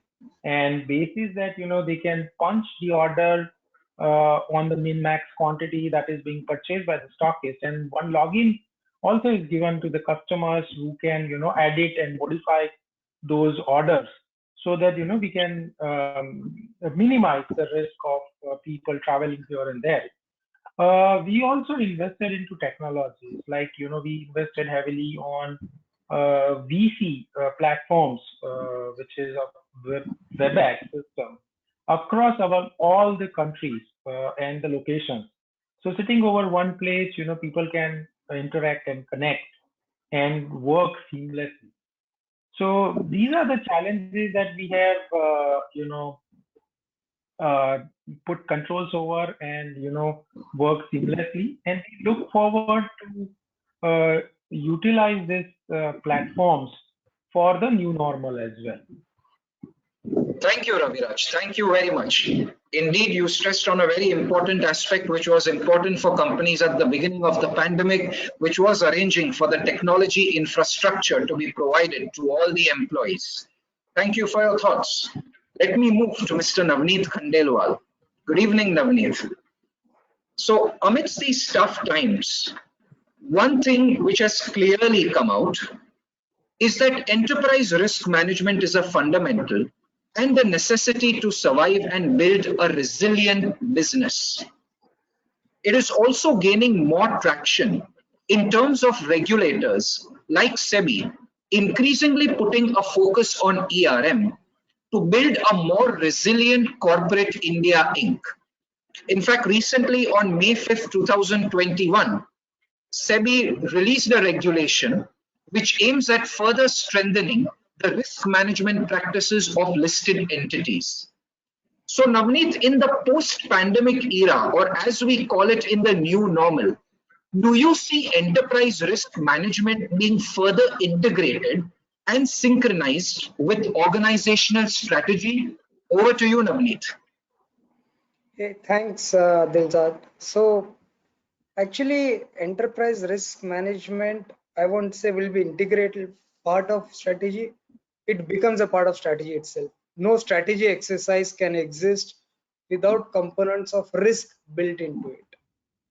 It has to become a part and parcel of your everyday routine.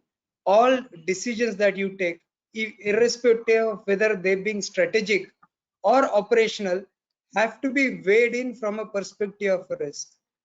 That's where it is moving to at this moment. So while organizations typically have a risk management function, what is increasingly becoming important is all the departments and functions run their risk at their own level itself. It can't be saying that there is a risk management function which is sitting outside at a central level who is actually driving it, and your strategy is going on, you are doing your operations, and then somebody calls a meeting, hey, by the way, let's identify the risks, let's identify the mitigation action, what is your risk register, and see whether you are mitigating that. I mean, that is not the way it works now. All the business managers and owners have to own risks, and the way it happens, like for example, when we are looking at any strategy, as a part of strategic exercise itself, the risks are identified, and the mitigation actions that you build in for those risks actually become a part of your strategy itself. So say for example, we are looking at expanding into a new geography. Say you're looking at, say, Eastern Europe or anywhere else. When you are formulating that strategy, you actually need to look at all aspects associated with creating a business in Eastern Europe.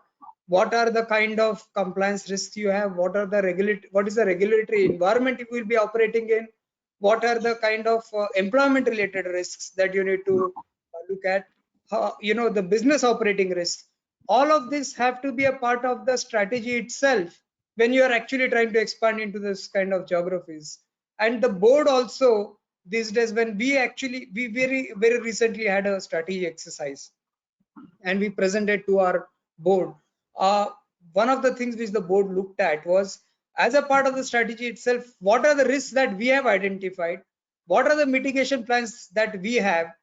Those actually form the part of the strategy itself. And as we go along on a regular basis, we will have to keep giving an update as to, while we have identified the KPIs on strategy, there are KPIs on the risk mitigation as well, as to how we are actually working towards it, and are we really equipped and prepared to be able to do that. So in some form, for each business decision that you take right now, be it an operational or strategic, risk management has become completely integral part of it. And mind you, the ownership lies with the business owner. It is no longer with a centralized organization which is directly reporting into a risk management committee of the board, and so on. So that's not the case.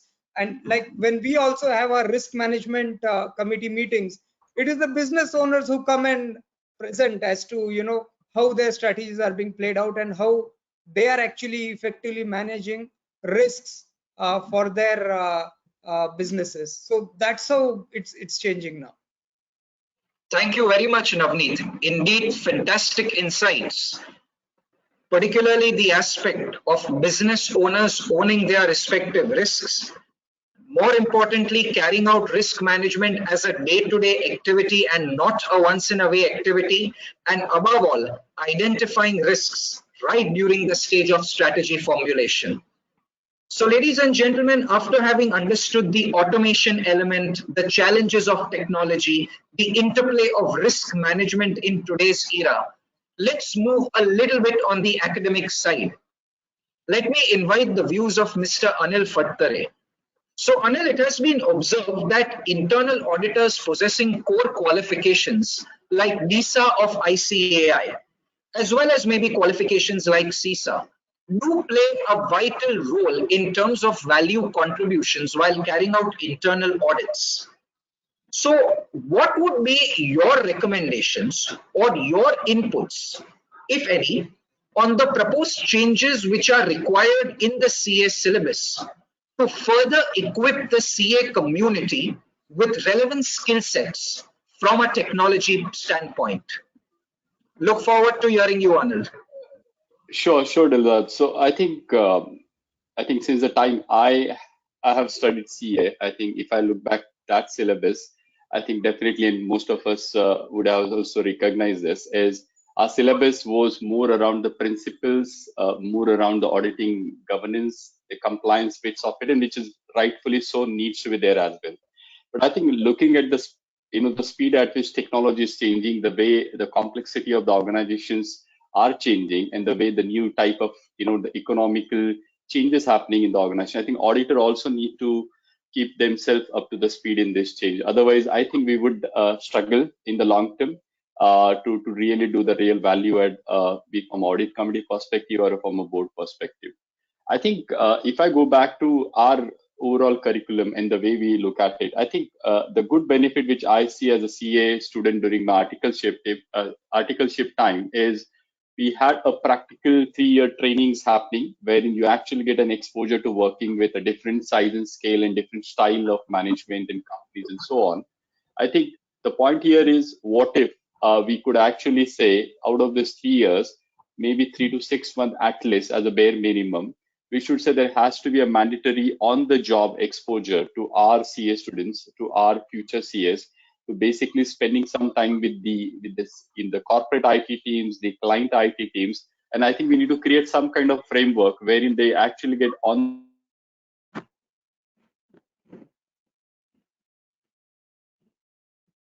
Yeah, looks like a power failure. Yes, we are not able to hear you, Anil.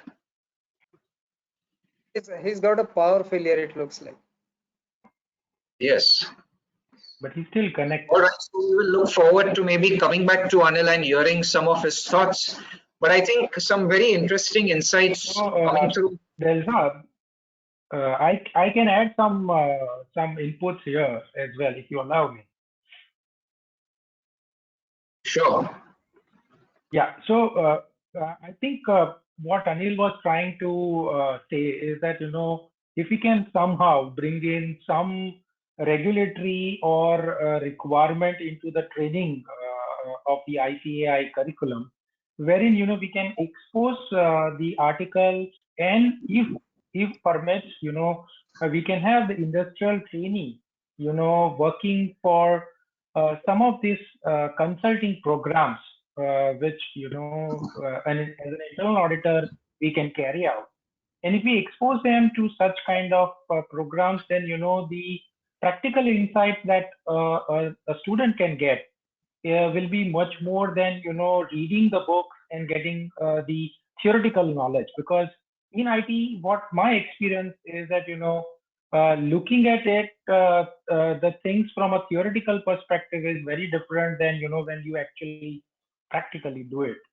So Sure. my suggestion would be that, we can have such 3 months to 6 months sponsorship also, because, it requires sponsorship from the top to induct the chartered accountant to carry out such kind of reviews, because, they are skilled for the internal audit or the accounting aspect, but they are not looked at from a IT expert. So, the sponsorship from the top, like CFO or the PAEs, is also important to sponsor such kind of programs.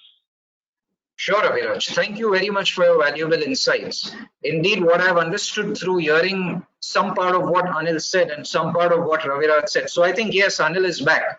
So Anil, would you like to continue maybe from where you left? Yes, sorry, apologies. I think some network issue here again, and we are talking on technology coincidentally. So it happens Sure, with that's me most often. technology. Okay, so I think I'll try and make my point really quickly. I think our practical approach towards knowing and getting an exposure to our CA, future CAs and CA students is very important here. And I think out of this 3 years syllabus or 3 years practical training articleship, what if we actually get 3 to 6 months dedicated to just on the technology part of it? And it's not necessarily audit only, it's also knowing the RPAs, knowing blockchain, knowing the future technology. And I think the good thing is, if I look at the current generation of RCA students, they already have an access to technology. In fact, our syllabus need to catch up with what they already know about it. And therefore, I think it's a tricky thing for institute to make sure that how do you basically get and catch up with the principle alongside this practical things, what's happening on the ground. So I think having a dedicated time or a trainings on those and on the job exposure, I think these two things would really help our future CS to do a more valuable job on this particular space there. Thank you, Anil. Indeed, I think very well summed up. Through focusing on the practical side of training with a dedicated focus on understanding the new and emerging trends in technology, and above all, being up to speed to make sure that the CA community is right up there along with some of the good technology peers. Let me move to Mr. Navneet Khandelwal. So Navneet, when we speak of technology, one critical element is equally the data analytics aspect, which plays a very key role in enhancing the efficacy of the audits. So in your organization per se, how has technology been leveraged for superior data analytics, particularly from two perspectives? One, to strengthen the outcome of the audit, and two, with respect to related recommendations for continual improvements and enhancements in internal audit. Look forward to your thoughts, Navneet. Yeah, sure.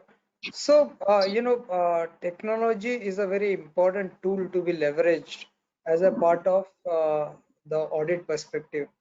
What it helps is, gone are the days when you used to apply sampling techniques for picking up certain things, and you will use any technique and say that I will review these samples and then determine whether things are fine or not.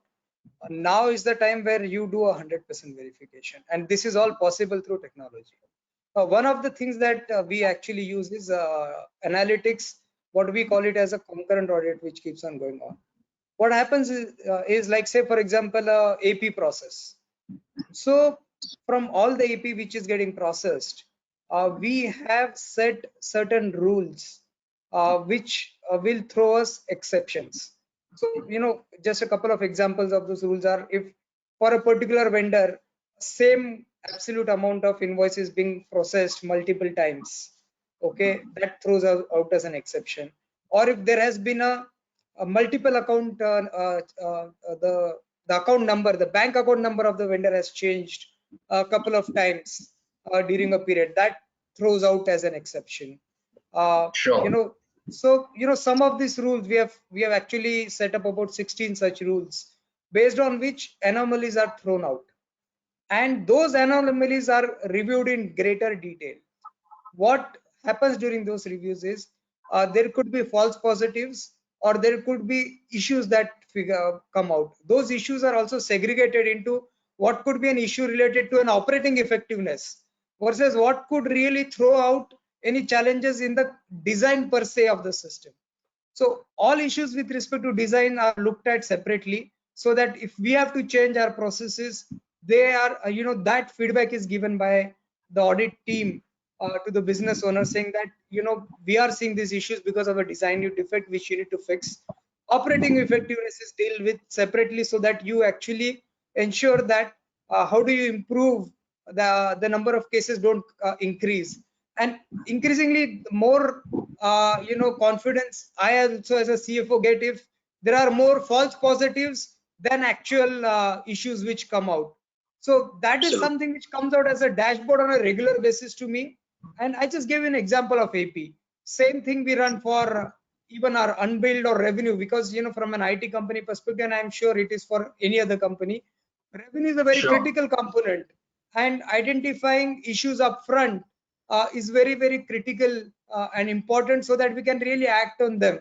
Like, unbilled, aging of unbilled, or even from a perspective of collections, you can do a significant amount of analytics on your receivables. So all, we run a significant amount of analytics and dashboards through this, which helps from an audit perspective as an ongoing mechanism to improve the efficacy of our internal controls and the way we operate systems.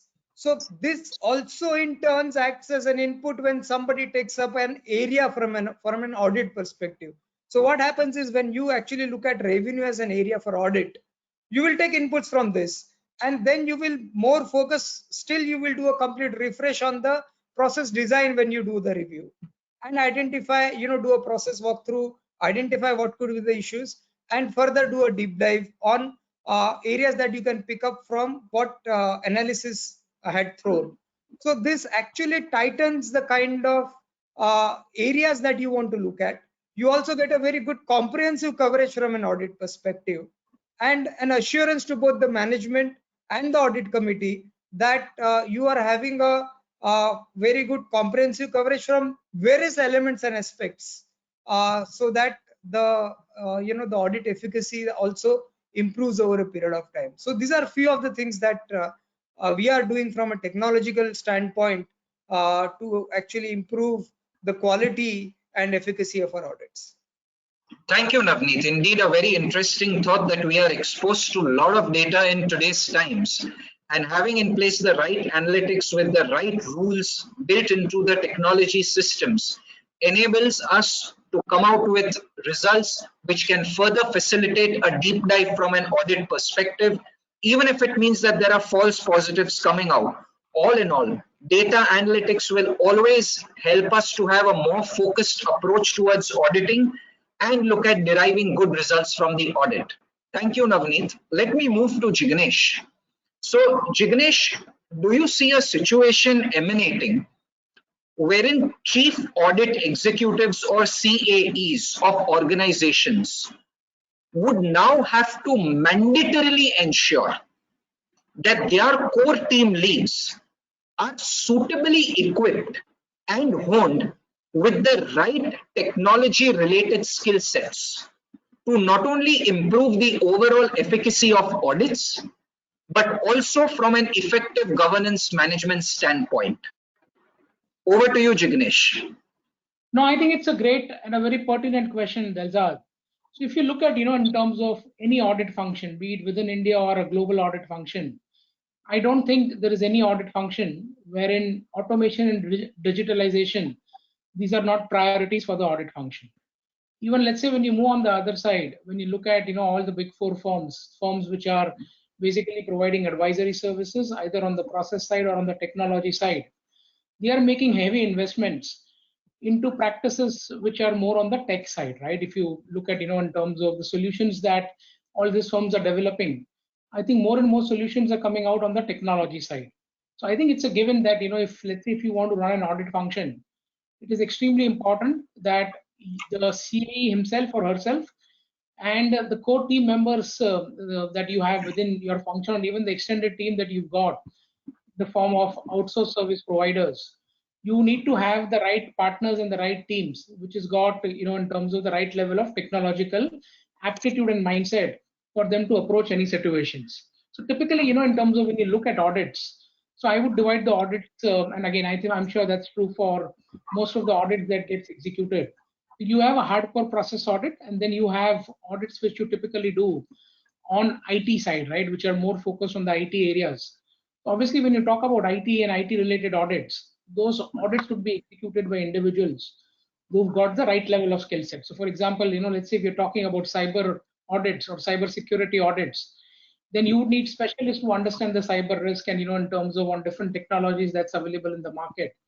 So that's a given, right? So you can't execute audits on IT side with people who've got hardcore process experience.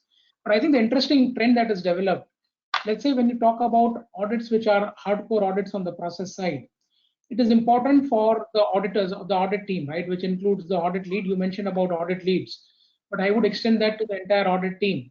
It's important for them to have very strong data analytical skills. I think that's extremely important for the team to understand. So I'll just give an example in terms of how it works, in our global setup.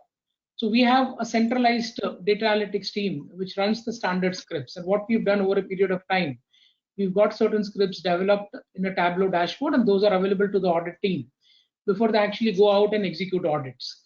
But I think more importantly, where the skills would actually come into play is when the team's on site and when they're actually executing audits. There are a lot of stuff, in terms of which comes out when the team's performing walkthrough, having discussions with the team. And then there's a need for the team to immediately, in terms of get certain scripts executed. So that's where, the data analytical skills becomes extremely important. Obviously, there are a lot of tools which are available. But to me, tools are just enablers. What is important is to have the right set of mindset on what needs to be analyzed. So that's one. Second, also, in terms of, you talk about, as in, in the current environment, most of the companies operate in ERP. So there are two important, skill sets that even a process auditor need to possess. One is, in terms of having a great understanding on general computer controls. That's one. And second, when you talk about, in terms of specific ERPs, so I think we operate on SAP. So my team is equipped on application controls for different SAP modules, because it becomes important unless and until you understand in terms of how a particular control is executed through the application or through the ERP, then it's difficult for you to have, a broader view, a big picture view on in terms of where the risk is. So again, in terms of, so that's one. The other part, and I believe Vijay covered that as part of his earlier session, increasingly, if you look at the stakeholders, in terms of on the business side, the process owners who gets audited, they are looking for, in terms of recommendations. So not only on the process side, but they are also looking for recommendation in terms of how certain controls can be automated. And that's where, in terms of we as team are investing a lot of time in developing a lot of automated solutions. So currently we've launched a lot of projects wherein we are looking at, opportunities to obviously automate SAP controls, but more importantly, in terms of controls which are executed outside SAP, but which are executed manually, in terms of, how we can automate those controls. There are a lot of tools which are available, for example, MS Power Automate, which enables automation, right? In terms of it, these are not complex tools. Even an individual, without any fancy IT background, can easily learn to how to automate certain controls over Power Automate. So I think that's where, in terms of we are investing a lot of time, we are developing a lot of training materials for our teams. And more importantly, what we are doing is we are hiring, skill sets with people who've got aptitude to learn things fast, right? So not necessarily we are going with, people who've got relevant professional qualification, but what we evaluate when we hire new people is the learning agility, in terms of, so that person should be able to learn quickly things around process, understand business, and more importantly, in terms of work on different solutions, like a typical advisory firm, on how quickly they can, learn new things and put things into action. So obviously, in terms of automation, digitalization, technological understanding, all of that is extremely important and core for anyone, not only to grow, but it's also important for them to survive and sustain in today's IA world. Thank you, Jignesh. Thank you. I mean, absolutely convinced from your response that, be it your data analytics, be it requiring the right mindset of auditors, be it the increasing focus on automation, and of course, the increasing aspect of processes being brought on the technology platform. Indeed, it is extremely difficult to run an audit function without the right technology-driven skill sets being there. Again, on that same thought of CAEs requiring technology skill sets with their teams, any thoughts from you, Raviraj? Thank you. Just to add and to just substantiate what Jignesh has already mentioned and what even Navneet tried to mention about the data analytics and all. What I would say is yes, the simple answer is yes. The future leaders have to be technology driven and they should possess right amount of knowledge on how to be a bridge between the technology and the audits. So what I mean to say here is that you have a lot of programmers and the application people who can write a right kind of application and a tool for you, but by using your RCMs and by using your what can go wrong scenarios, you should be able to become a bridge between the executed version of the dashboard to a partner who can support you to prepare that kind of scripts.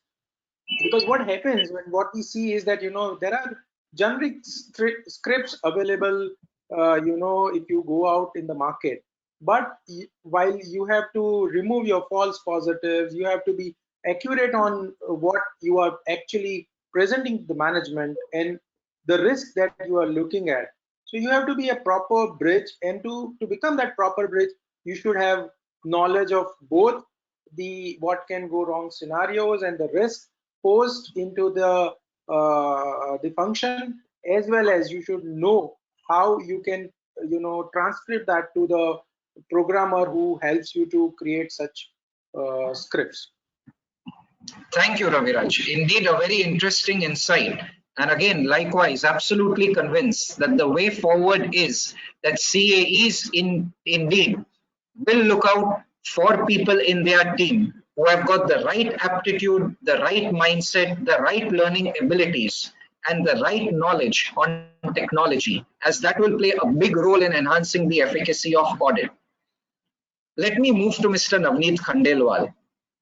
So all organizations, Navneet, have their detailed risk registers, wherein they identify, assess, and they prioritize their risks, mainly from the perspective of carrying out effective risk management. So when we look at this new normal, the normal which has been largely thrust upon us by the pandemic, from a ranking perspective, where do you see business continuity planning and crisis management rank in the risk registers of organizations in terms of overall importance? Your thoughts, Navneet? Yeah, actually, I would deal with BCP and crisis management both differently. Let me first talk about crisis management. To be frank, COVID only opened the eyes of most of the organizations that there is a need of a crisis management committee. and that had to be formed on a very urgent basis, which is what we also did. And the scope of crisis management has been ever encompassing. It started from a simple thing of trying to see that how do you manage your cash and liquidity. Number two, about associate health and safety because of the pandemic. Business continuity is a part of a crisis management framework as to whether you are able to actually deliver and operate to be able to generate sales or not. So that's another element. A very critical element of this is also about communication channels, both internally between your organization, so that people are aware that there is a crisis and this is the way you have to deal with it, as well as communication to your board of directors and across all levels in the organization. Talking of external, in terms of your customers, all the investors and your shareholders, analyst community, how are you effectively communicating to them is another important element to it, as well as what you are continuing to do as a part of community that you will be doing. Say for example, providing COVID care or COVID relief,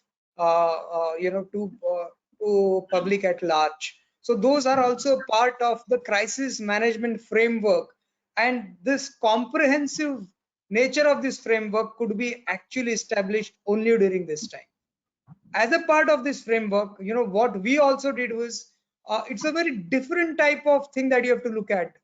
Typically when you have a crisis, it is typically localized at some place. Over here, this crisis was of a magnitude which was global in nature and could impact anywhere. So which meant that we have to have all mechanisms of how will you act in case of a crisis. So we had to form localized crisis management teams, as well as teams which are actually working on a global scale. Also, how do you work if one of your teams actually goes down because of COVID? And I went through that, especially during this March closing cycle.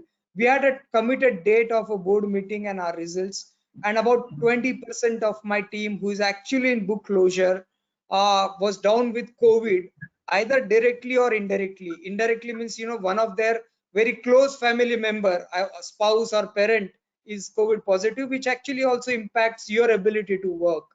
So within this, the framework that we had adopted, where we had actually identified for each critical associate what could be a fallback, that is something that we had created over a period of time during this pandemic, which really helped us, so that it did not impact our ability to actually get our audit done, as well as report our results in time. So that is something which is very, very critical, and one of the top priorities for the risk management committee of the board, as well as the management itself. So crisis management from that perspective is very, very critical nowadays. Now coming on to BCP, I'll tell you, BCP has actually taken a very different level now. Earlier, frankly, BCP used to be more towards, what happens if there is a fire hazard. Okay, and you will be having fire drills, and you have a fire squad and all those things, which you put in place. Or what happens if one of your sites data goes down? How will you create an alternate site? So it was largely upon a site related aspect. Okay, but this pandemic opened up a very new definition of BCP, because within a team, like I gave you the example of accounts team, in a client facing team, you could have the entire team going down. So how do you actually plan your business continuity? That became a very, very different aspect to plan about from a BCP perspective. Another aspect is cyber security.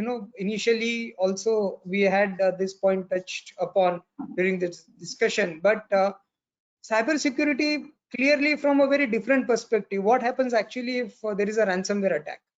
You will largely try to ensure that your systems scale up so that you don't face such attack. But what if it happens? It's like similar like a fire drill. You will have everything to ensure that no fire happens, but you prepare yourself that if in an eventuality of a fire, how will you evacuate yourself? How will you raise alarm? How will you raise alert? And what is the fallback mechanism you have? Same thing has to be done in case of a ransomware. As to if there is a ransomware attack, what will you do? First, how will you manage, paying somebody who's putting you on ransom? How do you actually even arrange bitcoins for a payment? And how will you effectively manage that? There are agencies that, I know of organizations who have paid through bitcoins and still nothing happened. That guy just took away the money and still the data was lost. So how do you ensure that you can manage it effectively? That's a very different kind of animal you are dealing with, and you need to be prepared for that. You can't be thinking that, because your IT controls or your infosec policies are good and robust enough, you won't be having ransomware. Sorry, even the best of the companies have gone through ransomware attacks. Of Garmin, the watch manufacturer, all of the watches across the globe of Garmin were down because of a ransomware attack. They had to pay $10 million to get it up. So you need to be prepared for all of those, and that's something which is a different aspect BCP has gone into as a part of this. So you do drills of ransomware attacks within your company. You do drills of phishing attacks, so that awareness amongst employees increases. What is required is how do you act sanely when such attack comes, because people can panic. You know how to actually manage a fire, but you really don't know how to manage a cybersecurity attack.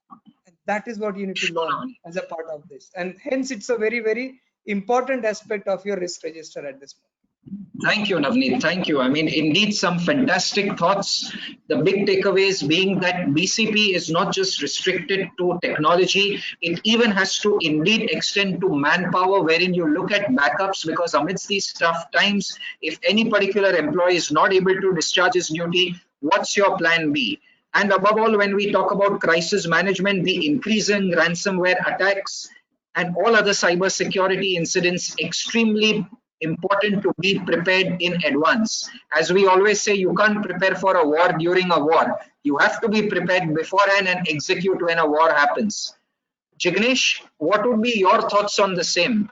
According to you, where would business continuity planning and crisis management rank for organizations in terms of risk prioritization?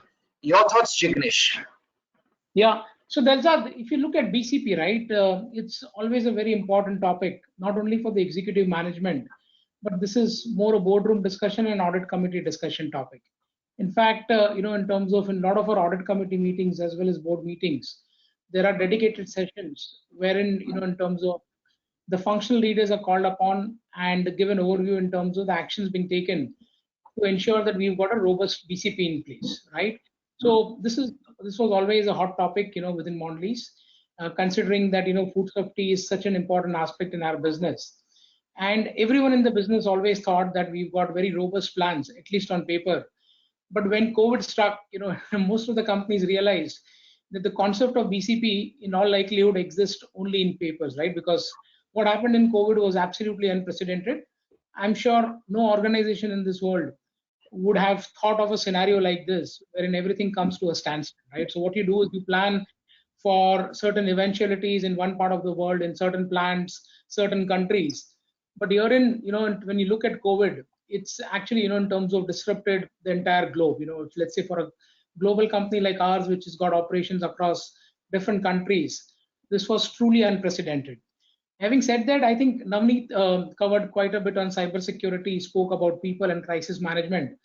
Maybe I'll just focus a little bit on the operation side of it. So I think, in terms of one thing that came out and which was, again, in terms of a big learning for us from an operations perspective, is our dependence on suppliers, right? And again, in terms of if I look at my structure in terms of the way I go about sourcing certain materials, certain ingredients, I think a lot of sourcing happens at a global level. So we've got a lot of global suppliers who are the only approved suppliers who would supply certain key materials which are important for us to manufacture our products.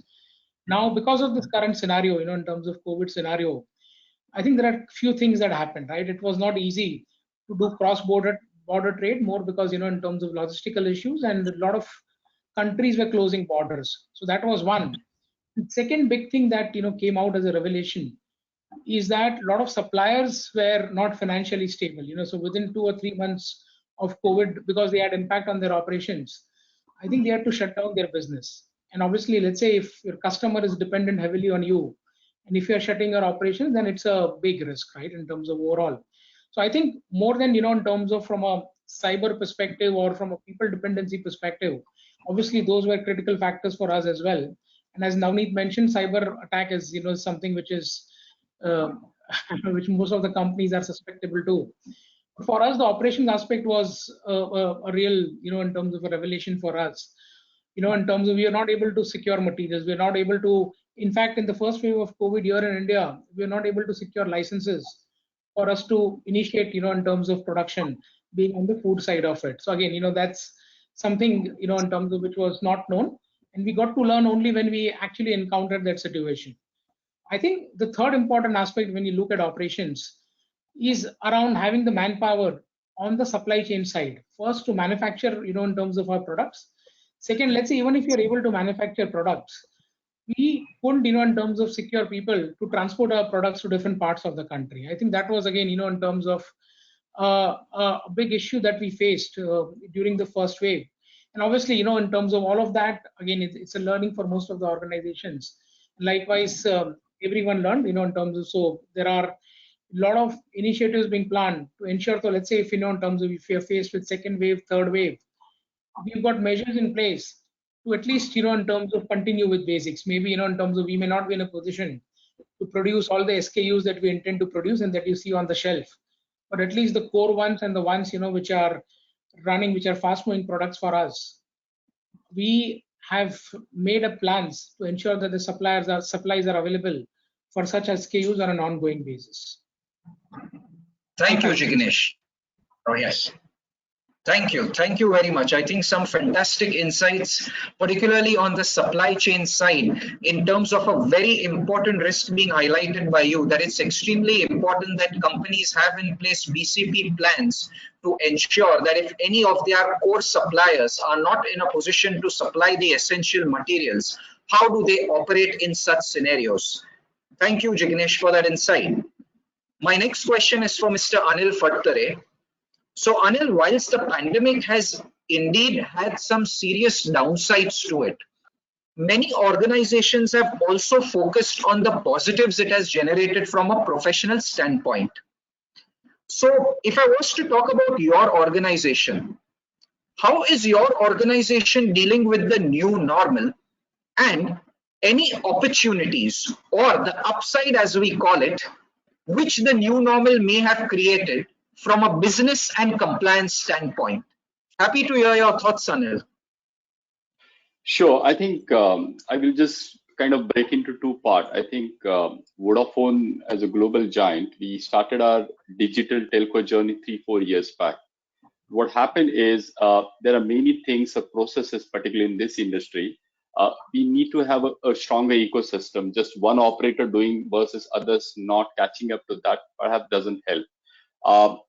One of our bigger, the vendor reconciliation part is with the telco itself, the other operators where, the customers like you and me, pre-COVID scenario, used to travel across the world, and therefore the roaming, the interconnect charges, so on. It has been a big matter of dispute amongst many telcos and telecom operators. I think the technology like blockchain gives us that single source of truth opportunity there. Vodafone started the journey 2 years back. Not many operators joined, but what we see in the COVID scenario, that I think it's not only the bigger telcos, but even the smaller one also intend to basically join that wagon.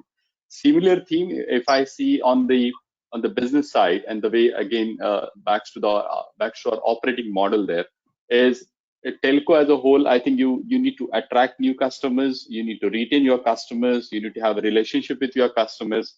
Our traditional channels have been having a dealers, having your the franchisee model to basically support and get your customer interaction there. I think just to give a sense, generally, and this is I can definitely say for industry as a telco, is about 8 to 10% of our spend, it goes on the commissions which is paid to this kind of arrangements on the traditional dealers, their site renters, their the shops, the entire infrastructure and so on. We started a concept of digital commission, digital channel, wherein you would have seen the My Vodafone apps and similar kind of app is there globally as well. we started penetrating and moving from traditional commissions business, dealing with our traditional, the dealers, to actually bringing customer to the digital platform. Again, the journey has been very slow, but what we see over the last 12 to 15 months is the penetration towards the digital channel is very, very high. Now, we just closed our annual results a week back, and our overall digital channel sale, is actually almost 60%, which is supposed to be 10% 4 years back. So I think that's how I see the operating models within the industries are changing, leveraging the technology, leveraging the tools and digital opportunity what we are having. Looking inside, since I look into the compliance and the controls function, I think for me as a compliance function got two important things to deliver in this part of the world. One is having to build a world-class control environment, and at the same time having an effective and efficient control environment as well. It's not just investing so much on the tools and technology, but also bringing some level of efficiency for the organization. And how do we deliver it that? I think we also been pushed to wall as some of our panelists talk about the data analytics. We actually started looking into the balance sheet reconciliation process, leveraging the tools and technology and our accounting experience to see how do we basically bring some kind of efficiency at the same time, bring the quality of our balance sheet top notch. So we built in-house tool which we call a balance sheet data analytics tool, which is a combination of machine learning and the accounting influential factor. Now, of course, we as a team, we couldn't do it. We had to partner with our technology experts within the team and within the organization. But I think this is where the way, had the pandemic not happened, perhaps we would not have been pushed to wall to look at that opportunity. The other thing which we see is the ways of working there in terms of audits. Now, I'm also responsible for a global SOX program for the organization, and I have a team spread across Europe and in Pune. I think before pandemic, there used to be a resistance of moving towards centralization versus keeping it distributed model. I think the myth of the control tester needs to be sit next to the control operator, I think that gone away.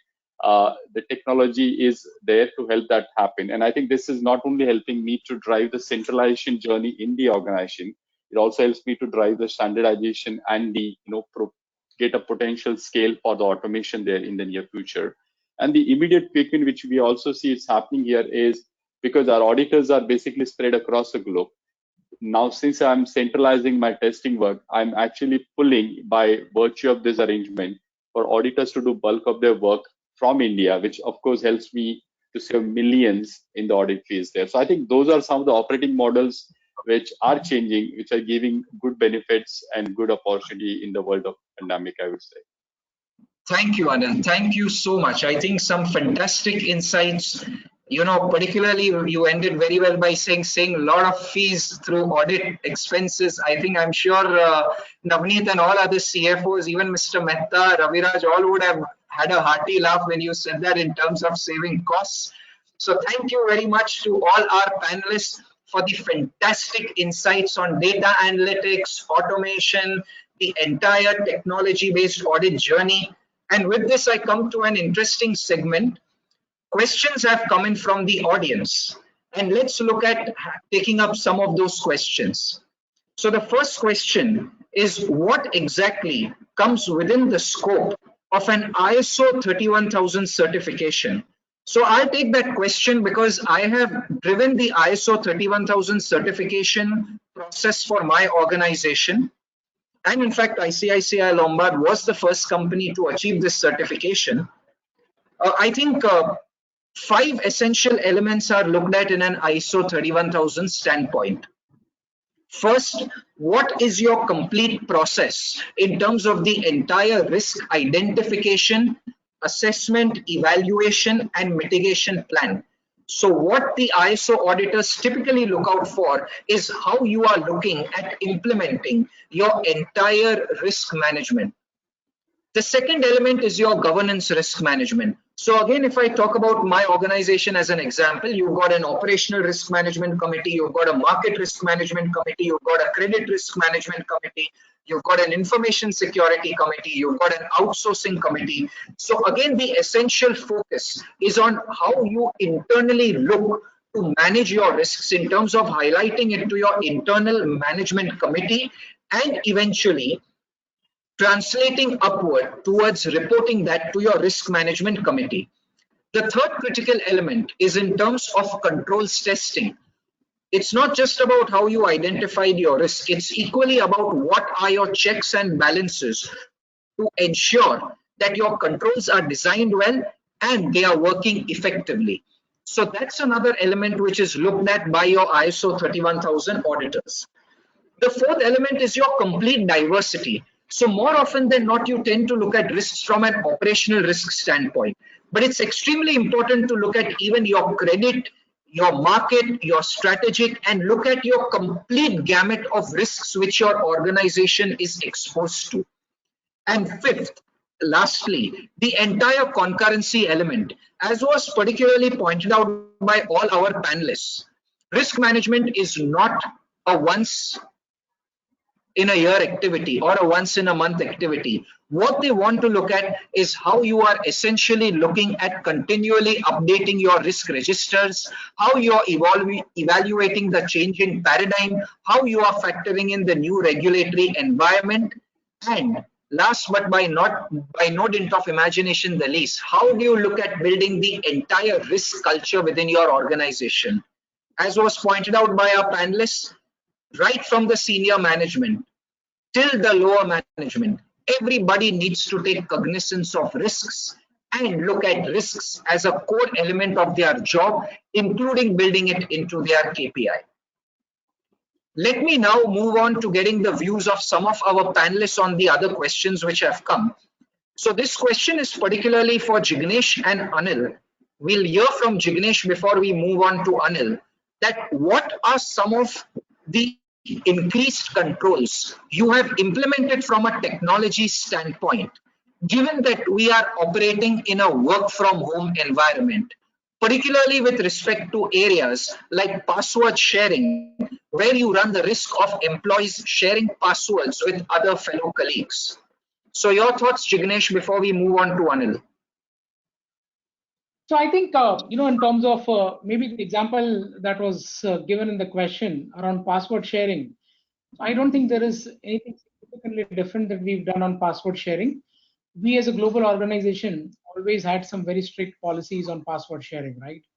And let's say any non-compliance to that is considered to be a very serious non-compliance. So again, in terms of we've got certain reports that we run on an ongoing basis to ensure that the access is being monitored, to ensure that the access is not being compromised across different job roles. So there is a continuous control monitoring program that we run whereby access of different individuals on different job codes is being monitored on an ongoing basis. I understand that work from home has increased and increasingly in terms of everyone's working from home. In the future they'll work from home, but the controls that existed is still relevant even in the work from home scenario, because even without this we had some very robust controls around sharing of passwords and restricting access. So those controls would still continue. Yes, thank you. Anything significant. Just very quickly in the interest of yes, anything more? Yeah, anything you would like to add, Jignesh? Thank you, Jignesh. Yes, as always, a great insight from your end in terms of how the enhanced controls were made and existing mechanisms. Your thoughts, Anil, very quickly, a minute. Yeah, sure. I think we have an advantage in Vodafone being using a single instance SAP or single instance ERP, what we call EVO internally. We have a GRC as well. So we of course, apart from the culture bit of it, reinforcing the requirement of, the password sharing and all the employee data protection, as well as the maintaining the right SOD, etc. We have a AVM tool, which basically helps us to monitor near to real-time basis any violations on those kind of an accesses. And as I said in the beginning, user access management become a very critical for us, looking at the size and complexity what we have. So I think the tool of this plus the culture bit, I think this combination is helping us to survive this particular challenge at this point in time. Fantastic, Anil. I think the culture aspect clearly comes out in what you said, indeed very important. So the next question is for Mr. Namit Khandelwal. So Navneet, one of our respected members asks that you just mentioned that 20% of your team could not work particularly during the book closure. So in such a situation, what was your strategy and what was the plan you adopted to ensure that you still complete your financial closure on a timely basis with effectiveness and accuracy? So actually, we had planned the entire audit cycle very well in advance as to how will we close our books and how we will manage the things. Also, while we had the accounting team where there was impact, we had also trained some of our non-accounting staff to be able to manage certain aspects if it push comes to shove, things can be handled. One good part was the key members from the book closure who actually handle the audit directly. They did not get impacted, so they could manage a lot of oversight as to how things could be really taken care of. So that helped significantly. But our global controller, actually, he also contacted COVID during that time, and despite that, it was significant amount of motivation that the team carried, that few of the members who still, despite having COVID, actually worked during this time, and that also helped us significantly. So it was a mix and match of some amount of planning that we had done in advance, also the fact that knowing that this could be a potential issue time, we had also elongated the result release time and agreed for an extended time frame for our result release, which was done much well in advance. So that also helped us significantly in being able to manage.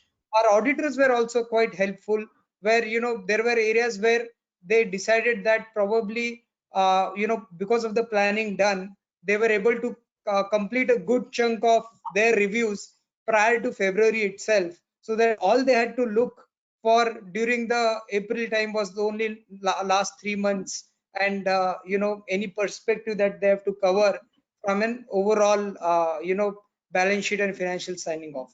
So combination of multiple things actually played to help us out during this time. Thank you, Navneet. Indeed, the clear element of planning in advance, and very thoughtful of you to have even appreciated the contribution of your auditors. Indeed, the planning element in your thought clearly comes out, and great work in terms of still doing the closing on a timely basis. The last question is for Mr. Raviraj Karia. So, Raviraj, in your opinion, what do you believe are the skill sets which internal auditors should possess in the coming 2 decades, which will prove to be the cutting edge and will separate the excellent auditors from maybe the not so excellent auditors? Your thoughts, Raviraj? Very interesting question, first of all. Yeah. So to give this answer for 2 decades. So basically, as it was mentioned in Vijay's presentation, also that people are moving on technology, and because of that, the basic auditors, who are actually running their business on sampling techniques and things like that, would go away. So first of all, the population will be considered as an audit data analysis. So data analysis will go away and data analytics will take over. That's the first thing that will happen. Secondly, the basic continuous control monitoring will shift on the technology, and it will no longer be available for the audit clerks to operate into. So I see a future that in next 5 years, whatever new chartered accountants batch comes in, they will straight away look at the process aspect rather than you looking at the transactional aspect. So the pre-audit has gone to the technology now. So continuous control monitoring would be a key. Secondly, they would be looking at more on a compliance aspect. And for that compliance aspect, various tools are available in the market where people actually are uploading the documents on the compliance, and the auditor has a click of a button. The compliance chart is available to them. They can focus on the areas which actually needs their focus, and the other things are being managed by the technology. So this is what I believe is the future. Thank you, Raviraj. Indeed, very good insights from your end. And I'm sure the community which will graduate in the years to come were listening to you with great detail and had all their ears to you. So thank you very much to all our panelists, Mr. Navneet Khandelwal, Mr. Jignesh Mehta, Mr. Anil Phadtare, and Mr. Raviraj Karia. Once again, on behalf of all the panelists, I take the liberty of thanking WIRC and Mr. Murtuza Kachwala, Regional Council member, for having curated and put together a fantastic program on internal audit, which will add tremendous value to our members. We've seen all sides of the coin in terms of the importance of automation, the importance of cyber security, risk management, business continuity planning, data analytics, and the way forward. Thank you very much once again to all the members who joined in. Take care, stay safe. Please observe all COVID protocols. Over to Team WIRC. Before I hand over to Sumit for a formal vote of thanks, I want to thank all the 450 plus participants and for joining and staying through, even if we get delayed. Yeah, so like extremely grateful. I also want to thank all the WRC team, the Mishraji, Subhash, Vaibhav, Seema, Ulka, for really supporting in like getting the registrations, testing, getting onto the video link, etc. So thanks a lot. And before I hand over to Sumit, thank you, Delzad, Raviraj, Anil, Jignesh, and Navneet. Really, hats off to you guys for sparing your valuable time. And so much has gone behind on the dry run, and so much time you guys have spent. Really grateful to all of you. Sumit, over to you for a formal vote of thanks.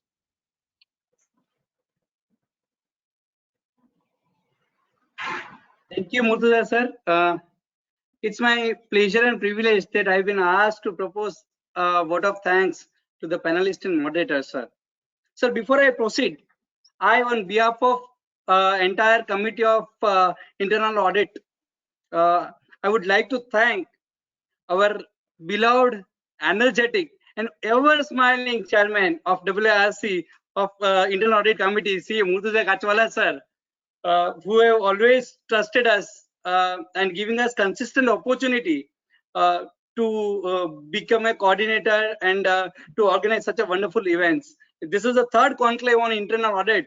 So, sir, it's a hats off to you for your all wonderful efforts. And I would also like to place on record the thanks to our CA Manish Gadia ji, the chairman of WRC.